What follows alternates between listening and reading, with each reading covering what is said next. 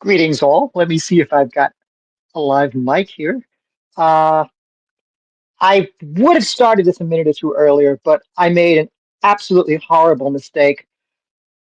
I listened to King Crimson live on my sound check, and that's just a bad thing to do because, it just really throws my game off so much. I don't want to stop listening. I see that David has already started to join us. Hello, David. How you doing? Quite well, thank you. Appreciate the opportunity to be here. I'll try not to crack too many puns at once. Oh, that's okay. I'll be competing with you on that all the time. Uh, Excellent. I wanted, and Kim is here. This is the part of the show where I bitch, moan, and complain about how lousy the software is. I'm sure everybody who's ever done a space does exactly the same thing. The problems that, oh, jeez, this is so terrible.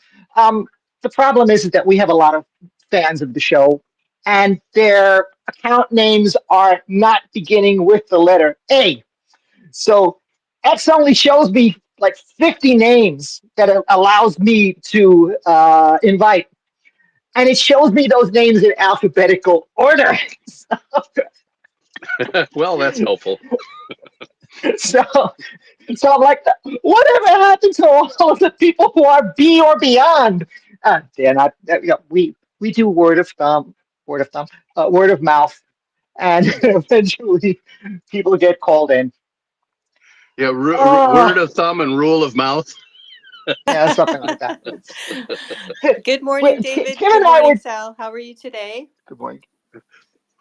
Good morning, good morning. I'm fine. As you did, I didn't sleep well last night for a myriad of reasons, and part of it was the crash yesterday, and we don't know who was on board that plane, and I had this horrible dread that I might know someone who was on that plane. Here, my wife used to be big in figure skating before she blew out her knee a couple of years ago, and she might go back into it.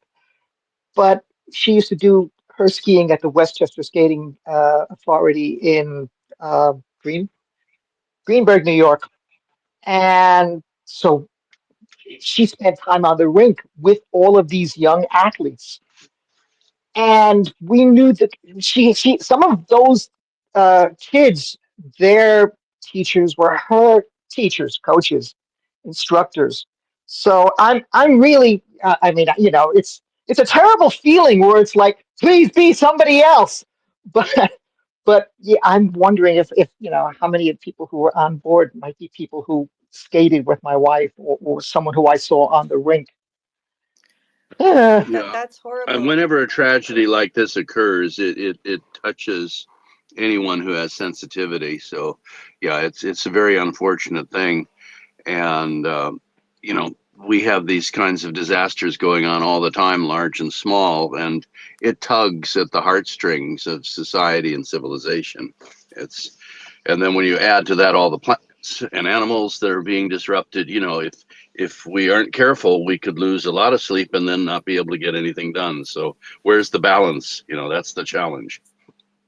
Absolutely. I That's had horrible. I hadn't heard about it. I'm sorry to hear about it, and I don't know any of the details of it, but I hope that your wife is okay as well in terms of oh yeah. emotionally well-being. Well, yeah, we'll find out if there's anyone who we knew that was on board. I did my usual 2 o'clock in the morning. I went to the Climate Pulse website on um, ERA5, and yeah, uh, it's blowing everybody's mind that January 2025 is going to be the warmest January on record.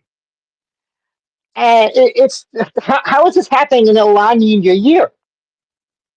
And it's not going to just be one of those sneaking by just a hair. Depending on if you're looking at ERA5, or if you're looking at JRA 3/4, or if you're looking at the NOAA site, which the NOAA reanalysis site is a little bit hairy at times. We're talking at between 0. 0.05 degrees C and 0.11 degrees C higher than 2024. And that's supposed to happen in a La Nina year. So the question obviously has to be, it's clearly not the sun causing this. We all know that. The sun is flat as a pancake. I did one of my updates this week showing that the difference between cycle 25, and by the way, if anybody ever wondered why my username is 25 cycle, it's because it's in honor of the 25th solar cycle. So cycle 25 to date is about 1 part in 7,000 more solar energy than cycle 24 was to date. And 1 part in 7,000 is less than nothing, to be honest.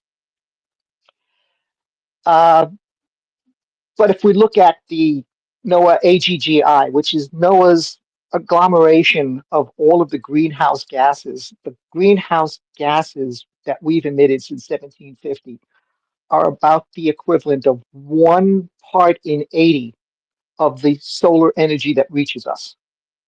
So the sun may change a tiny, tiny, tiny little bit, but we've added 1/80th of the sun equivalents. And that's why we're here today. I mean, that's not why we're here today. That's why we're here to talk today. We are not here because the sun, because CO2 it has increased by such an extraordinary amount in the last 270 years. We're here to talk about it. And we're here to talk about what we might be able to do to reduce this issue, maybe to ameliorate the problem by finding ways of removing it from our atmosphere. And we'll talk about that later. I, as you guys know, I'm quite a data hound, and I spent a few hours today searching for. I'm always searching for things like pH data. We used to have, until about 2023, we had several different global sources that were reporting what the oceans, uh, the pH's percentage of hydrogen ions in the water. The higher that number, the more positive ions. CO2 has a tendency to cause the pH of water to fall. So what this is doing is, as we introduce more CO2 into the atmosphere, we introduce more CO2 into the oceans, and therefore we can actually, by measuring how the oceans change over time, we can then see how it has been affected by CO2. But there's a codicil to this, and here's the important part, because we're always in the denial business here, or rather in the fighting of denial business. And the climate deniers are always telling us that, oh, well, the reason why CO2 is rising is because the planet is getting warmer. When the planet gets warmer, it's Boyle's law. The oceans are going to release CO2. But if the oceans are releasing CO2, then why is ocean PCO2 increasing and why is pH falling? And the reason, of course, is that the ocean is absorbing CO2, it's not emitting CO2. And it's absorbing CO2 at an extraordinary rate. I think it's been roughly, and I'm sure most of you guys know this. I'm sure David knows this, but pH is a logarithmic scale. So if we say that pH went from 8 to 7, that doesn't mean that it went up by 14%. It means it went up by 900%. It didn't just go up by a little, it went up by a spectacular amount. Actually, 1,000%. Well, going up 900 is 10 times higher. So a 41% increase in the amount of CO2 ions in the water, in global waters, actually matches pretty closely to what we've seen in the atmosphere. It's it's almost, in perfect lockstep. So as always, we have to find out how to poke holes in their story that anthropogenic global warming is not real. And this is one of the ways to do it by throwing more information that denies them a talking point.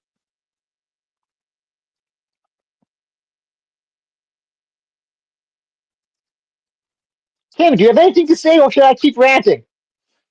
Oh, well, you were doing such a wonderful introduction that I didn't see it as a rant, but I also realized that, it helps to have a conversation here. The only thing Yeah. is that what you said was so succinctly put and in order. Any person who studied science or chemistry or physics would be able to comprehend this. And as you know, the challenge we've got these days is the don't confuse me with facts mentality. And this is the challenge that we've had with crops, is trying to explain an extraordinary simple process and identify all those who have a proprietary interest in it not being deployed for either short-term profit motives or greed or stupidity, or in many cases, certain groups that, because they are environmentally sensitive, very much don't want to further disturb the bottom of the ocean because there is benthic life down there. At the same time, they understand there's a cost in doing things and not doing things. So, with rational thinking people, it's very easy to explain the process that we're working towards. I think the most significant thing about what you just said that really is a wonderful point of view is, when we took chemistry in high school, we understood what litmus paper was and the litmus test, where you put the piece of paper in the chemical formula that you compounded in a petri dish or a bowl or something, and it would change color when the certain amount of acidity or alkalinity had occurred. So the phrase litmus test has become often the meaning for when you see that test give you a positive indicator, something bad has happened.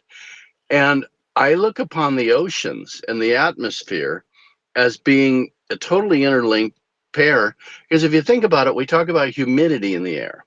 So if it's very dry, we have 15% humidity. So that means the air is 85% gases and 15% water.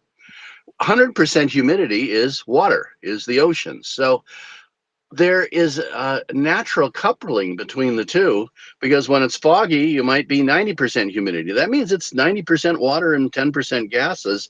We have this very tenuous relationship between water and air, and the two are coupled physically, chemically, energy wise. I mean, you brought that up, and it's not ironic you talk about ionic. Sorry, couldn't resist that. And Very punny. in Hey, electronics, I always you're say I just can't being resist it. positive. I try not to have a negative point of view. That's for sure. It's too shocking. All right, we have to stop this quick, or we'll lose all audiences for president future. But I so want to. I want. Oh, go on. yeah. Then I've got my note.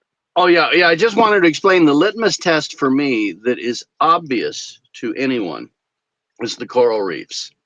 They've been around a long time. Arthur Clarke used to swim with them, the great coral reefs. So many of my friends, our chief ocean scientist, has swum at reefs and been in Maldives, and he's much more happy wearing a wetsuit than a business suit.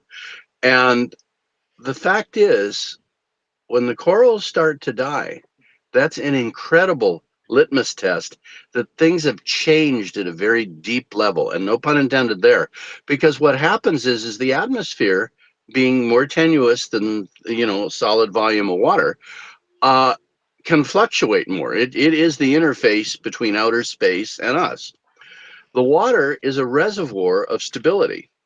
And if the reservoir of stability, and you've seen in the various charts and graphs we have, if that reservoir's temperature and chemistry changes, that is a sign that we are really going in a wrong direction.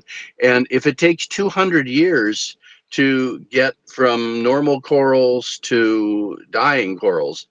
If we aren't careful, it's going to take a long time, if ever, to get back, assuming we survive and assuming other species survive. I mean, we're doing the same damage to the planet right now that the meteors and supervolcanoes probably did to the dinosaurs before. And there's no real evidence that we're any smarter than the dinosaurs were. We have better hands and thumbs. And, the dolphins have 7 times the gray matter we do. Whales live for hundreds of years and can communicate over hundreds and thousands of miles. Elephants can stomp their feet and communicate 50 or 100 miles. They've had their forms of internet and social media in different ways than we know for a long time. And we're putting the whole system at risk right now. I mean, it's not just about us. And in the same token, like David Castleman would say, people are animals too. It's okay to take care of people, but there are a lot of people that are more concerned about animals than people, because we had the intelligence as a species to start to alter the environment for our short-term comfort. And now we realized we need to alter what indigenous people have known forever, is we need to alter the environment back to where we're not bending it for our short-term needs at the long-term destruction of everything. And being a total space nerd myself, the vision of Greg Binford and Stuart Strand and Bob Metzger on the crops process is a way that we could actually get somewhere on starting to bend the Keeling curve back to normalcy. And unfortunately, and fortunately, as Stuart Strand points out, the crop solution is a moral one because it can't solve the total problem and allow us to continue the way we're doing. We have to reduce burning things, in other words, the invention of fire is wonderful, but you can overdo it, and we've overdone it. And with management of fossil fuel burning as quickly as possible to zero, then you actually have the ability with things like the crops methodology and others to begin to slow the rate of CO2 parts per million, and then eventually level it off, and then eventually bring it down. And that's the long-term goal and the short-term goal.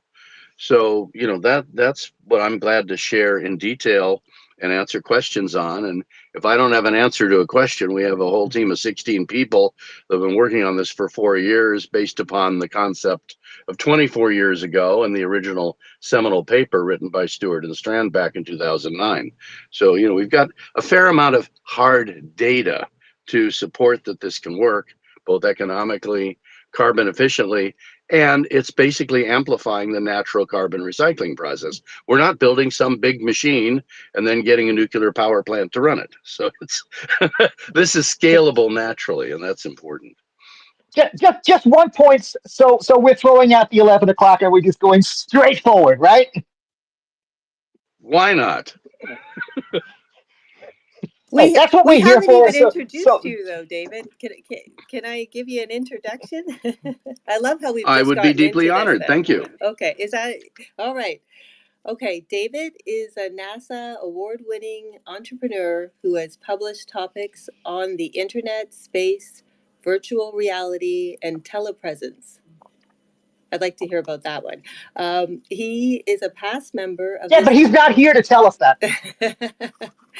He is a past member of the Citizens Advisory Council on National Space Policy with a lifetime of experience in innovative startups, private space development, emergency preparedness, and advanced communications. He is the director of CROPS, which stands for Carbon Residue Ocean Permanent, sequestration. And his company entered as a team as one of the X Prize carbon removal teams. And I just thought maybe I would talk a little bit about what the X Prizes are, and then David, maybe you could fill us in on what your experience has been with it, and then expand into crops. and to the company. And I have put quite a few of your slides up on the Jumbotron for people to look at and, you know, perhaps reference as David's talking about it. The X Prize for carbon removal is a 4-year competition. The grand prize is 100 million, and the prize is supposedly going to be awarded on Earth Day 2025. So that's coming up in a couple of months. It reads that the X Prize carbon removal is aimed at tackling the biggest threat facing humanity, fighting climate change and rebalancing Earth's carbon cycle. It's funded by Elon Musk and the Musk Foundation, and it is the largest incentive prize in history. The premise of the competition is that, quote, the climate math is becoming clear that we need gigaton scale carbon removal in the coming decades to avoid the worst effects of climate change. The International Panel on Climate Change estimates the need at approximately 10 gigatons of net CO2 removal per year by the year 2050 in order to keep global temperature rise under 1.5 or 2C. Well, I think it's fair to say under 2C at this point. As governments, companies, investors, and entrepreneurs make plans to meet this challenge, it is clear we will need a range of carbon removal solutions to be proven through demonstration and deployment to complement work that is already underway. It says that it's as I was saying, a 4-year global competition. It invites inventors and teams from anywhere on the planet to create and demonstrate solutions that can pull carbon dioxide directly from the atmosphere or oceans and sequester it durably and sustainably. To win the grand prize, teams must demonstrate a working solution, at least a scale of 1,000 tons removed per year, model their costs at a scale of 1 million tons per year, and show a pathway to achieving a scale of gigatons per year in the future, which is 1 billion tons. Any carbon negative solution is eligible. There can be nature-based, direct air capture, oceans, mineralization, or anything else that achieves net negative emissions, sequesters CO2 durably, and show a sustainable path to achieving low costs at gigaton scale. Let's see. I wanted to go into,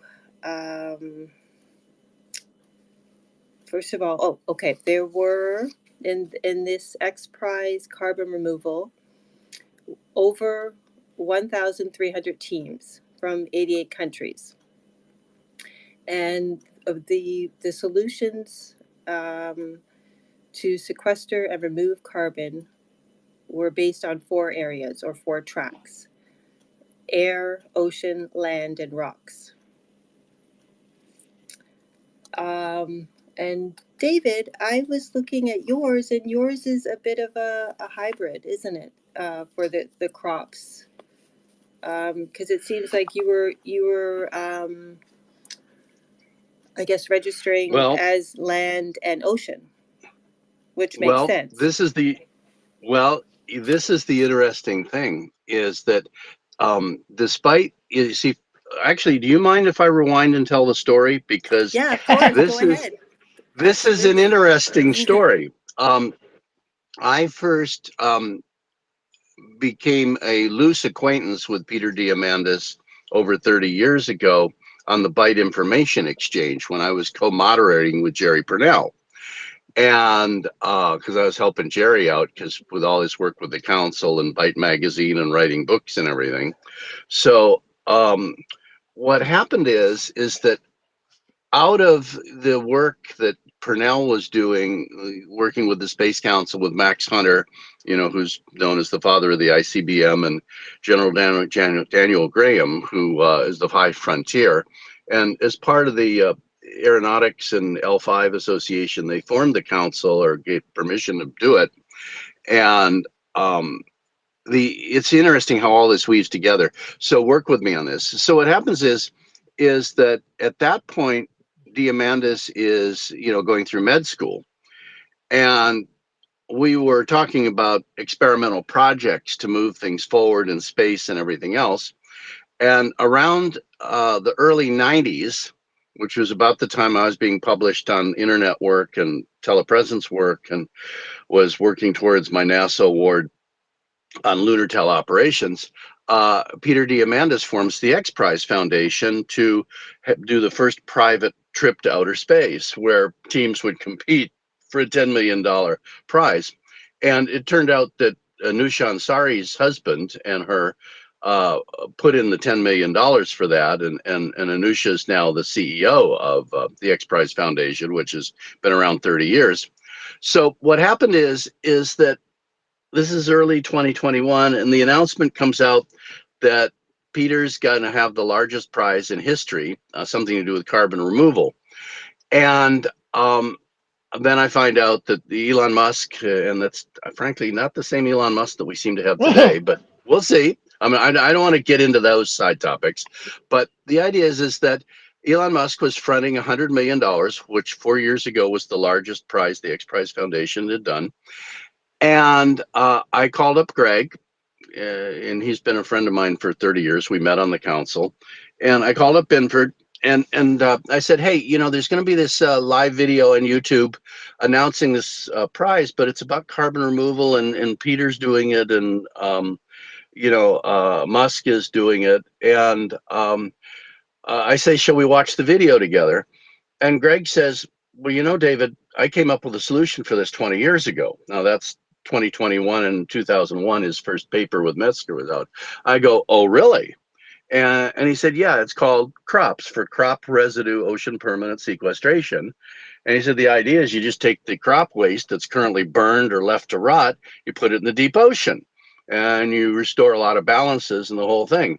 And I said, well, that's fascinating. I said, well, what happened? And he said, well, in 2009, Strand and I did all the work and cost analysis to show that it made sense in terms of carbon efficiency and in dollars. And we presented it at the DOE in 2010, and they did nothing with it. So we got busy with other stuff. I go, so basically you have a significant fraction of a solution to the CO2 levels. And he goes, yeah. And I said, well, let's watch the video together. Well, we watched the video together. And there were Musk and Diamandis saying, well, this is all the solutions. And I said, Greg, I'm in on this. Are you in on this? He goes, yeah. And I talked with my wife, and I said, are you in on this? And he goes, yeah. So there we go. And this is in, April or May of 2021, shortly after Earth Day. And what we did is we put together a group. Within about 6 weeks, I had about 12 people who were people I'd known or people who knew people who all said, we're going to do this no matter what. And one of them is a good friend of mine, Oliver Irving, because I do pro bono work for the National Academy of Sciences, Science and Entertainment Exchange. And I'd met him working on some script design. And so what happened is, we decided to make a short movie, 6-minute video, and actually do an actual sequestration. And we actually did the whole process beginning to end, farm to deep ocean, and filmed it, and did this in the fall of 2021. And believe it or not, that was actually a qualifying event, proving to scale to 1,000 tons a year, because in a single day, we put down 2.36 metric tons of carbon into the deep ocean permanently, with proper accounting for it and everything. And, the devil is in the details, because you have to do it right. And by the time we'd done that, Greg and I realized that regardless of the prize or what happened, we should go forward with this because it made sense. And the crops process being natural, using, crop residue, means that it will work anywhere in the world where there's agriculture and access to the ocean within a couple 100 miles. Even some landlocked nations work. So this means it works for everything from small indigenous groups to huge nations. And we formed a business unit to go out and do this. The interesting thing is the X Prize was looking for magic solutions, in terms of, new chemistry, new technology, this and that. And of course, Bill Gates had put a lot of money into climb work. So naturally, that got massive attention. And the whole world was enamored 4 years ago with direct air capture. Now, there's a minor problem with direct air capture. To do a gigaton of direct air capture or more, you have to use between 50% and 192% of the total available electric power on the planet. So, that's why, Bill Gates is looking to refurbish 3 Mile Island, or, use nukes and things like that, nuclear facilities. Is the direct air capture, unless it's made an order of magnitude more efficient, is an energy hog. And, you don't want to take up all new renewable power built. So we saw direct air capture as infrastructure intensive, energy intensive, and, basically doing one step forward and two steps back. Whereas nature captures for modern agriculture 10 billion tons a year, of which 1 to 3 billion tons a year is accessible. And we solve crop burning and all the health hazards and air pollution hazards as a side benefit of this. So you get a double win. And for farmers, it means you now have value in two crops, the food and the carbon. And what X Prize had done is designed as best they could a really good prize concept. The only trouble is they said it had to be rock, air, land, sea. We were a hybrid. In the original applications, we couldn't even check off the two boxes. So we became, through the first round, one of the 278 qualifying teams. That was no problem because we had our spreadsheets, our cost analysis. We'd done a video. We showed it worked. But what they were looking for was something more. So on the finals for the bigger prize, they changed the rules a little bit. They said that you basically had to be able to not just store the carbon, but generate it specifically for the purpose of it. Well, we're taking something that already exists.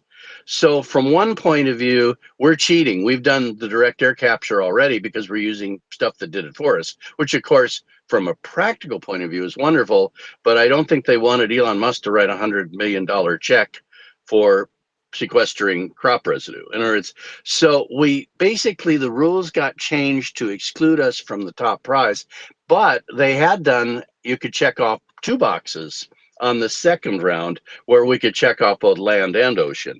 And the interesting thing is, I understand how all this works and the real world works. Our goal is to save the world here, to really do stuff and to make a long-term commitment. A lot of people are in it only for the prize money. We're in it because we really think it's a great idea. And the interesting thing is that in talking with Peter and Anusha, I realized that I could contribute some to the X Prize Foundation. So I ended up becoming part of their visioning team and part of their brain trust in the space area. So I've actually, now you might say, one of the X Prize team itself, helping them to develop prize concepts and things, and also figuring ways to judge them and everything. So I'm quite honored to actually be part of the X Prize Foundation. And that means that, as other things come along, hopefully I can contribute a little bit to better prize structuring, better judging, and basically just throw in my hat to help on Peter's ideas. And now the largest X Prize is 101 million for longevity, because that's totally true to Peter's, medical background and understanding, and epigenetics and genetics and so on, all of which I'm fascinated and somewhat involved in.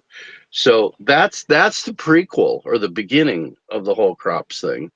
And the bottom line is, we've been working for 4 years. We've traveled all over Europe. We've met with so many people, and we're slowly getting public awareness, despite all the massive money that's in counter directions or alternate possibilities, because ours is the one that can be done by a small island nation, can be done by an entire nation, can be done by a a farming co-op. And it's all based on the simple concept of taking the crop residue you do not need to put back in the soil, the farmer chosen amount of how much, somewhere between 30 and 60%, and safely putting that in the deep ocean, monitoring it long term and spreading it out so it doesn't act disruptively to the benthic or deep ocean life. The devil's in the details. So this means huge research, but we know in every region of the world what crops, what locations, what can be taken, what can be left, what the costs are in carbon efficiency, what the costs are in dollars or euros or rubles or whatever. And, you know, it's been a massive amount of work, and we're getting ready to demonstrate it as we get support to do it. So that's a very, very quick summary of the beginning of this. Can I just break for a second? When I saw the methodology that you were using, I actually chuckled to myself because essentially what you're doing is you're recreating the Carboniferous era. Yes, we're using the natural carbon cycle since we accelerated putting it in the air, now we're going to accelerate putting it back down in the deep ocean. Exactly. To help the audience here, the Carboniferous era was this extraordinary period in planetary history where nobody figured out quite how to eat plant fibers. The termites were getting there. Actually, not the termites, but the bacteria inside the termites were getting there. And eventually, there was a synergy between the two, and the termites learned this is how we can make a living at eating plants. So before that happened, every year, let's say, you would have your vernal flooding, your spring flooding, and plant matter would be washed downstream. And this is essentially what you're doing is the Carboniferous. You are taking all of that vernal, the spring runoff of plant biomass, and you are putting it into the ocean just the way Mother Nature did from like 350 to 300 million years ago. Exactly. Exactly. And you can look at the big event where what we now call the Sahara was once an ocean full of land full of ferns that died off. And when all those ferns died and were sequestered, there was a brief drop in CO2. I mean, we're working to go back and demonstrate that crops works at scale because it's already happened before at scale. I'm trying to remember the name of that specific event. Thank you. Yeah, because you see, one of our grad student team members is actually taking postgraduate work at Scripps. And the interesting thing is that he is actually, taking lessons from Ralph Keeling, who's, of course, the son of Charles David Keeling. And I mean, we literally have the Keelings aware of what we're doing and his classmates. And, it's collaborative effort to do things the right way, do a little, measure, evaluate, do a little, measure, evaluate. But the ocean is the huge natural sink. And when people say, well, gee, we're kind of concerned about, putting ocean, stuff in the deep ocean, I say, well, let's see, what's the output of the Amazon River into the ocean every year? And what's the benthic impact of having fresh water of that magnitude going into the ocean? Guess what? You have diversity of life. And, the bales that were the test bales that were put down in 2009 by Mbari, Monterey Bay Aquarium Research Institute, Jim Barry. We've worked with him, and they've done measurements in 2013 and 2019. We have the pictures up on our website. The bales, the cellulistic fiber does not decompose. You get crabs running over it once or twice, little deep sea crabs at 3,000 meters, and they must pick something off of it of value, but then they're off and running doing something else. And, basically no benthic creatures were harmed by those bales. And what we need to do now is do it at scale and have the annual checking with the, underwater UAVs. And as you know, drones have become massive above water. And we're going to see all kinds of autonomous UAV affordable drones.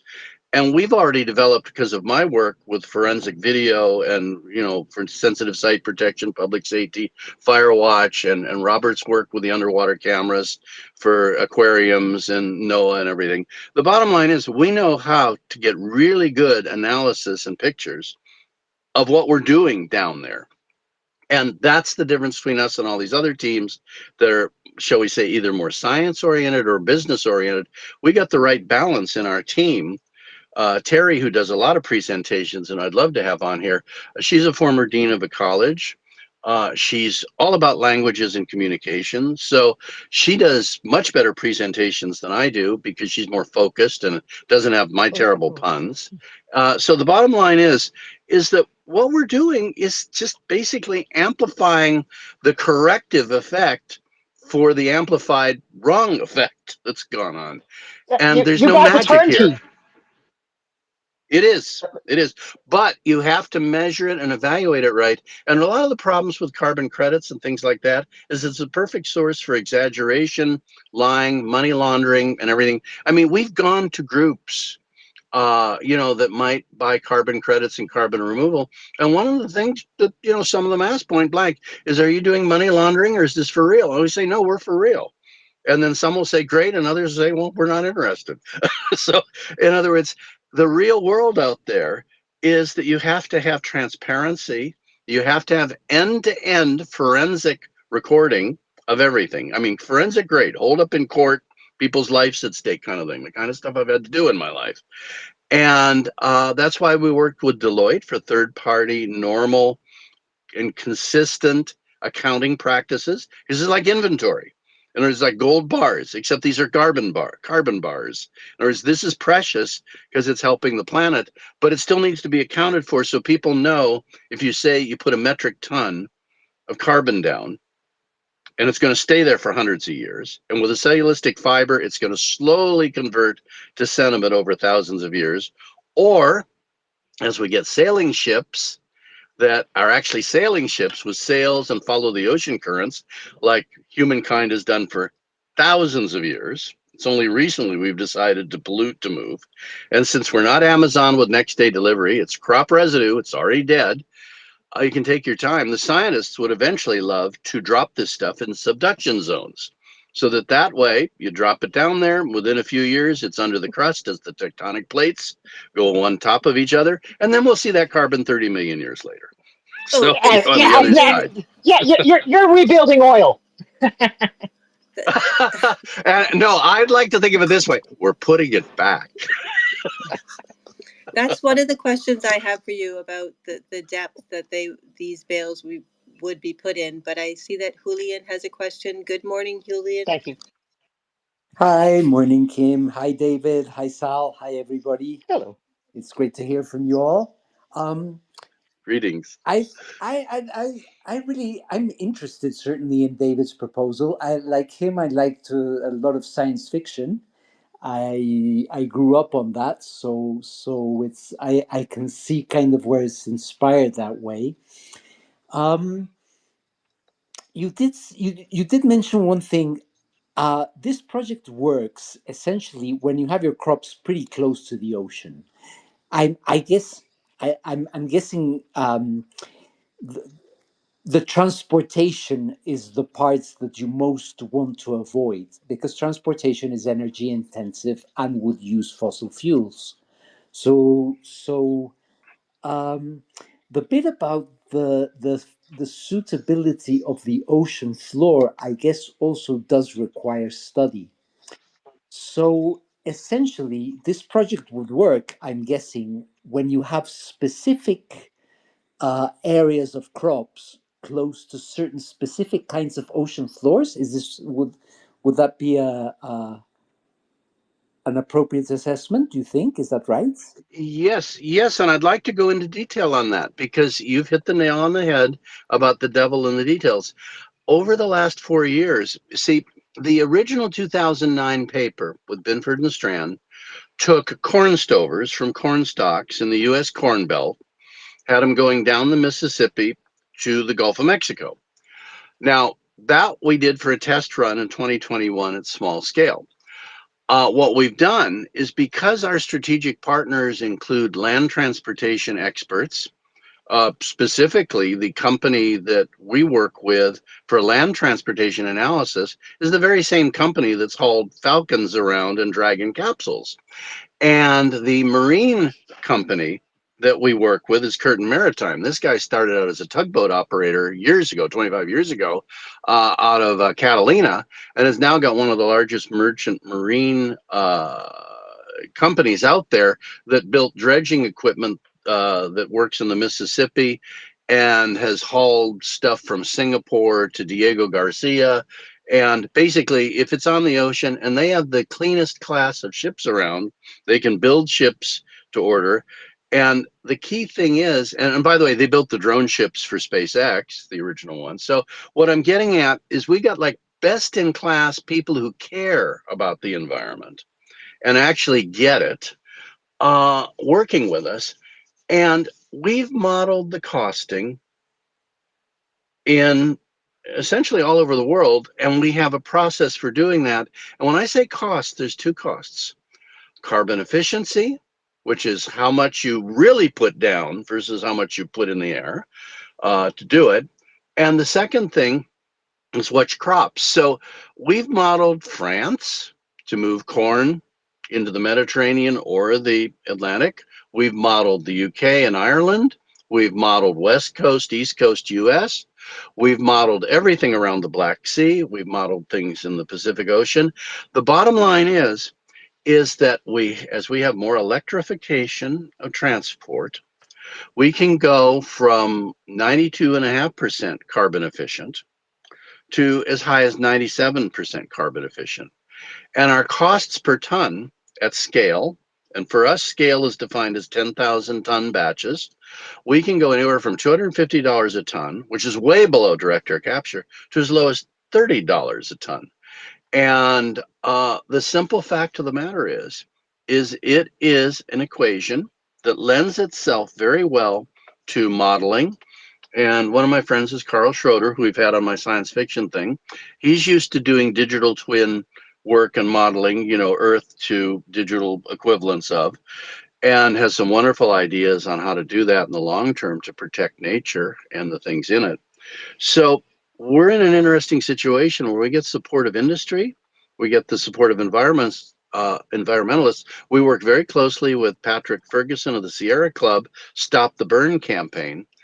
And so the answer is, it doesn't matter in the long term so much, because like railroad transport is one of the most efficient in cost and carbon.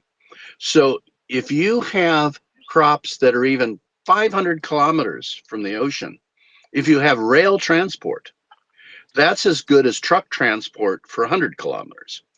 And if we gradually move towards, and there are now electric ships out there, and there's hydrogen powered ships, and there's solar powered ships and sail powered ships, as we move towards transportation that makes use of ocean currents and wind currents, then the distance from land to sequestration site becomes less of a problem. But most of the time we work in the 100 to 200 kilometer range on land, on ocean. But that can keep expanding as the technology improves and becomes greener. So in other words, we've modeled all of this out to where literally with the right transportation system, you pretty much can go from anywhere to anywhere on this planet. Of course, you start with things that have immediate benefit. And that's why we're working so hard to get additional approvals in the Gulf of Mexico. Because surprisingly, the EPA has been one of our bottlenecks, because while they've granted hundreds of wells for pumping CO2 gas into the ground, which for me is not long-term stable. I have friends who lived in Porter Ranch, so those who know about blowouts. But the people that we work with the EPA at the end we directly connect with are highly supportive, but then things get stalled. Where for a while, I mean, we're up to 95 pages of permit applications, and then it started to slow down. Well, we don't want you to do 10,000 tons, maybe 10 bales. And so then we're saying, well, do we want to do it in Santa Monica, where it's already our baselines or DDT that we can measure everywhere? And then at one point they wanted us to test the bales to the same standards as sewage. And that's not right. If you take, EPA approved food that you are able to eat supposedly, and we now have to test it with 20 different tests on every bale, put it down, that's going to kill it. So we felt that there was at higher levels of the EPA favoritism towards doing things the way it's done now, and approving stuff like crazy for the fossil fuel industry and not doing it for us in the Gulf. But we think that'll change in time. But we have so many international work, because that's why we've been all over the planet meeting with people, both virtually and in person. So the answer is, distance matters, Every year that goes by, distance will matter less. The key is to get below the thermocline. The key is to get into a basin. We've mapped it all out extensively, and there are hundreds of what Robert likes to call carbon sequestration zones that would be relatively safe places to put it for hundreds, if not thousands of years. And you see, people say, well, what happens if there's microorganism action you don't know that releases the CO2? Now, we know that doesn't happen, especially not at scale. But once you get down 1,000 meters or so below the thermocline, even if it spontaneously turned to carbon dioxide, the mixing rates in the ocean are such you wouldn't see it for 400 years at the surface. The idea, though, is the cellulistic fiber will not release the carbon for the foreseeable future. So we got 1 to 10,000 year, sequestration. And what we want to do is, as we put stuff down with every batch, you go back and sample it once a year, including core samples. That will become economically feasible by the time we're at scale. So that's the short answer. For more, we need to bring the scientists into the team here, because I'm the evangelist that goes forward without cloak and purse, who learns all this, studies it, and then shares and gets feedback. So if I didn't answer anything in the greatest detail, we get Stuart here, or Robert, or Terry, or, basically those who have the spreadsheets, or if you want costing, we talk to Scott. Basically we got just a wonderful team of people, and you can see them all on the website. The whole key is transparency, because if this isn't transparent, we all know in science, you got to be able to show the raw data, and we're glad to do that. I think Julian. I'm done for a moment. Okay. Puff, puff. I think.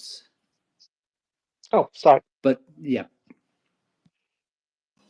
Thank Then you. Kim, please. Okay.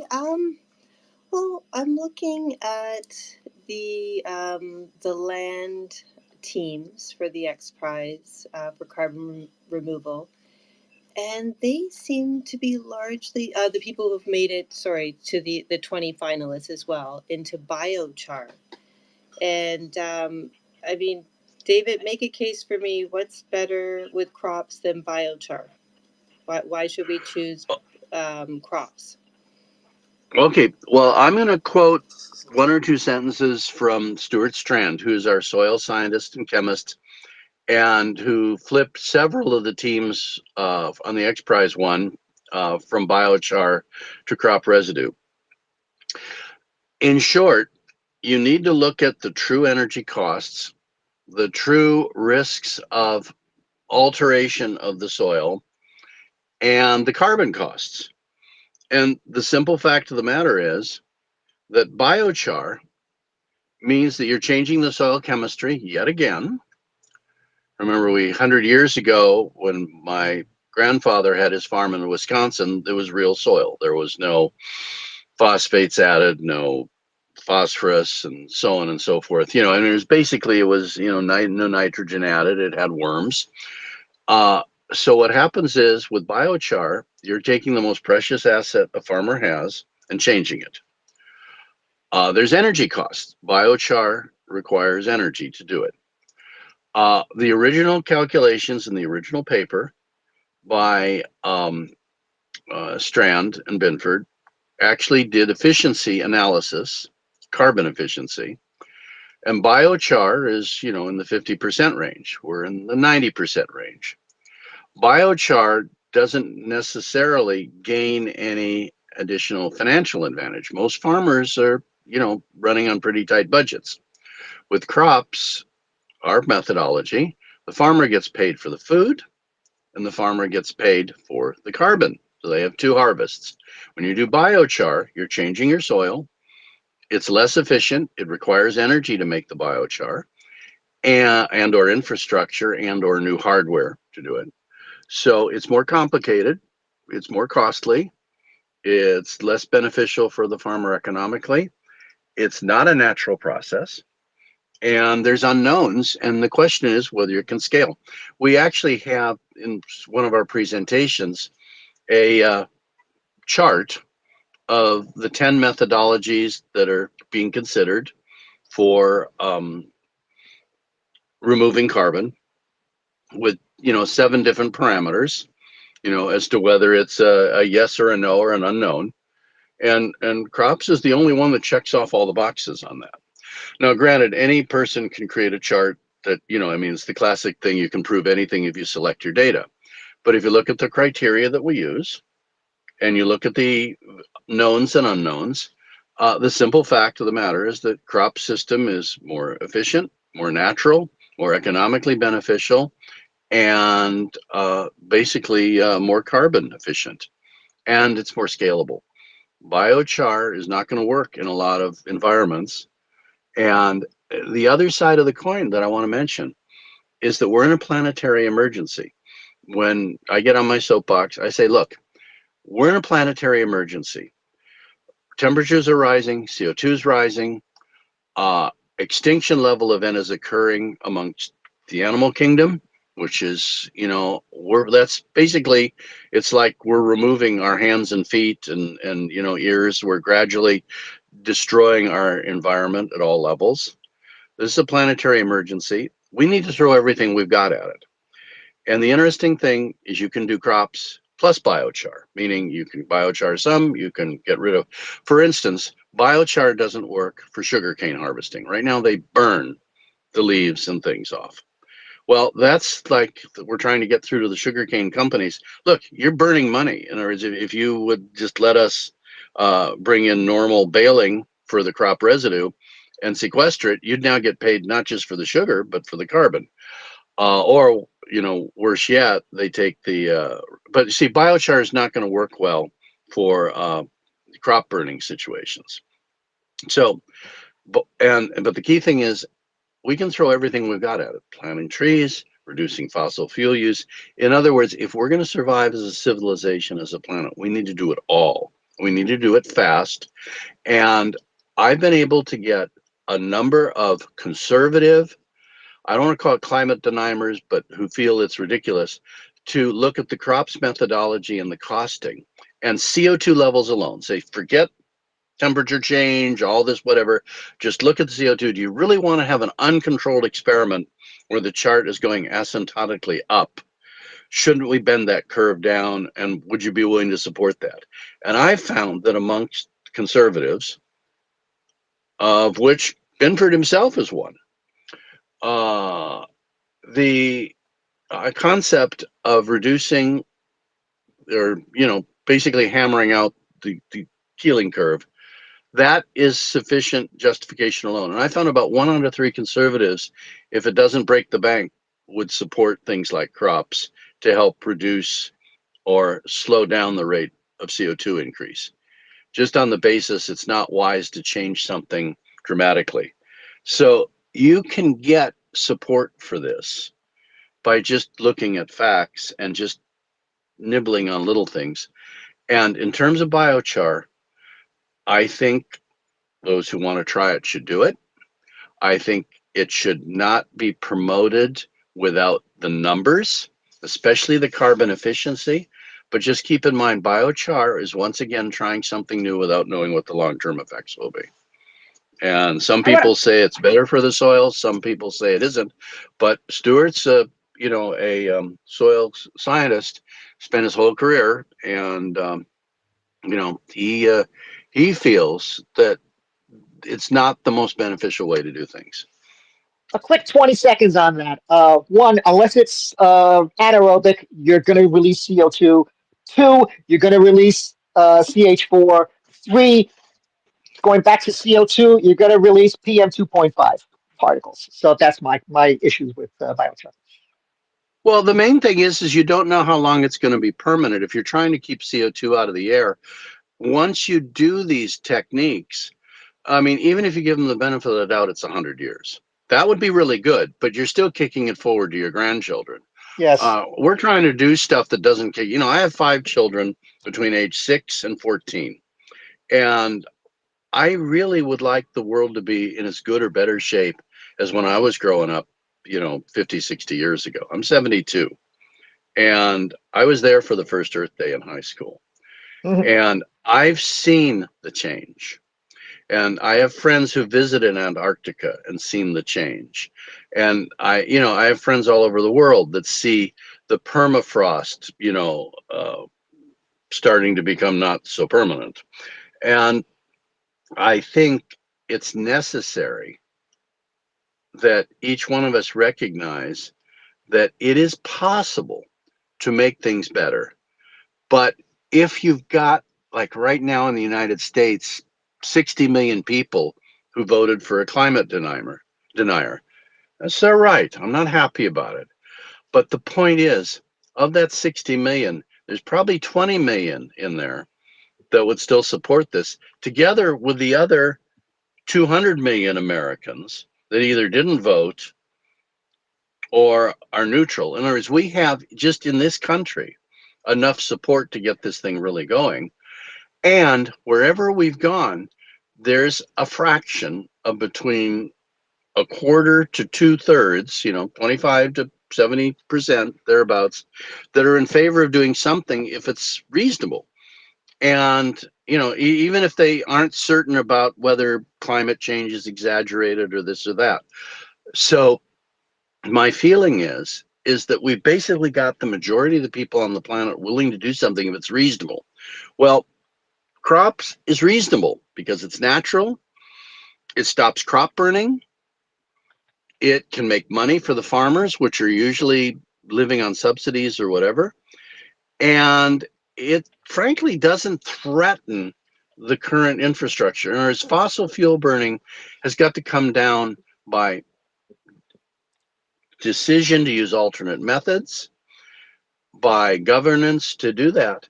But crops, if you think about it, doesn't say stop crop burning, or sorry, doesn't say stop burning fossil fuels. It says start bringing CO2 level down.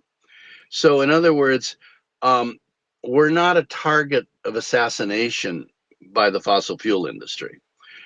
We're not a target of assassination by people who don't believe there's climate change. We're kind of like a neutral thing because we're good for farmers, we're good for truck drivers. In other words, we actually help people in the real world, and it can be done by small island nations or indigenous groups. It can be done selectively. A farmer can Excuse me, choose to do David. this or not. And there's freedom of choice.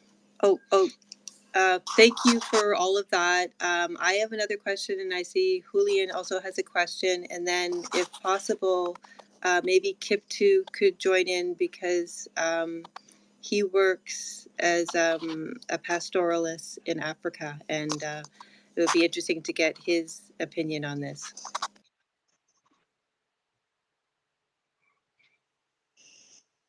I'm gonna pop in with this quick question. I'm really interested. This is a this. I see you have a good grasp on the practicalities of your project. I'm not surprised. Uh, as you know, David, I'm here in Mexico. You mentioned something a little while. I loved it. It was really interesting, which was the notion of transporting crops down the Mississippi. Um, I actually drove across the Mississippi some years ago. I loved it. It was really impressive. I was astonished. And one of the things that I loved about it is realizing that one aspect of Mexico geographically here is we just don't have rivers, and we just don't. It's really hard to transport large volumes of things around in Mexico. We do not have railways. The current government pretends they're going to build them, but I have my doubts. We don't have any rivers. Mexico is a country characterized geographically by the absence of large navigable rivers. And whereas I really like the project, I do see that it is geographically constrained. It really will work in certain very specific locations. Um, I would love it for it to be practical here in Mexico, but I'm wondering how can it be when most crops are so far from the ocean? Okay, I actually have an answer for you on that because, first of all, I've spent a lot of time in Mexico. I have a lot of friends. I mean, I'm in Southern California here, so you know we're buddies with Mexico, not just Baja, but all of it. So, and one of the people that I work with is actually an agricultural broker who knows a lot of the farming groups and works with them. And we're working to build relationships. As you know, of course, and I'm going to be a traditional here, the Gulf of Mexico. The Gulf of Mexico, as you know, connects to Mexico with a large amount of coastline, and sugar cane is grown in Mexico, as are a lot of crops near, you know, within 100 kilometers. I'm well aware of the infrastructure restrictions in Mexico, but consider that once crops becomes larger scale, we begin to affect the economic and infrastructure in a positive way. For instance, because Mexico has, you know, limited infrastructure, but it does have Baja, and it does have, you know, the inland there on the eastern side of Baja, and therefore western, you know, mainland Mexico. We have the ability to say that if suddenly a farmer is getting paid not just for the food, but for the residue, there's now additional revenue that can be used to enhance rail structure for 50 miles inland. And then if there's adequate water in that region, then you can grow things. So in other words, we can assist at scale the improvement in infrastructure and farming further in from the ocean. Now, the other side of the coin is that we're getting very close to uh, significant improvements in electrical and solar powered transportation systems. And the simple fact of the matter is, except in rainy seasons, um, there's abilities to do transportation over dirt roads and things like that that will become more efficient. I'm just saying that the less infrastructure there is, the closer you have to be to the ocean. But there's still enough, you know, areas within 100 kilometers of the ocean that it's manageable where the volume is there to fit it. And there are a lot of crops grown for which the residue could be transported at a slower, lower energy cost because there's no urgency to get to market. And please keep in mind, wherever you're growing food in Mexico, unless it's 100% consumed locally, there's already enough infrastructure to move the food. And if there's enough infrastructure to move the food, there's enough infrastructure to move it. So this is very much a plan it carefully, look at where the resources are. And I'm trying to remember, I don't have a grid in front of me of the highway and rail structure of Mexico, but laying railroad tracks where the demand exists is relatively easy to do. And Mexico is beautiful in the sense it has the space to do it. And rail transportation is far less disruptive than highway transportation. But again, it's usually easier to do the growing nearer where the most money is for the farmer. In other words, for the farmer, you tend to grow where there's transportation hubs.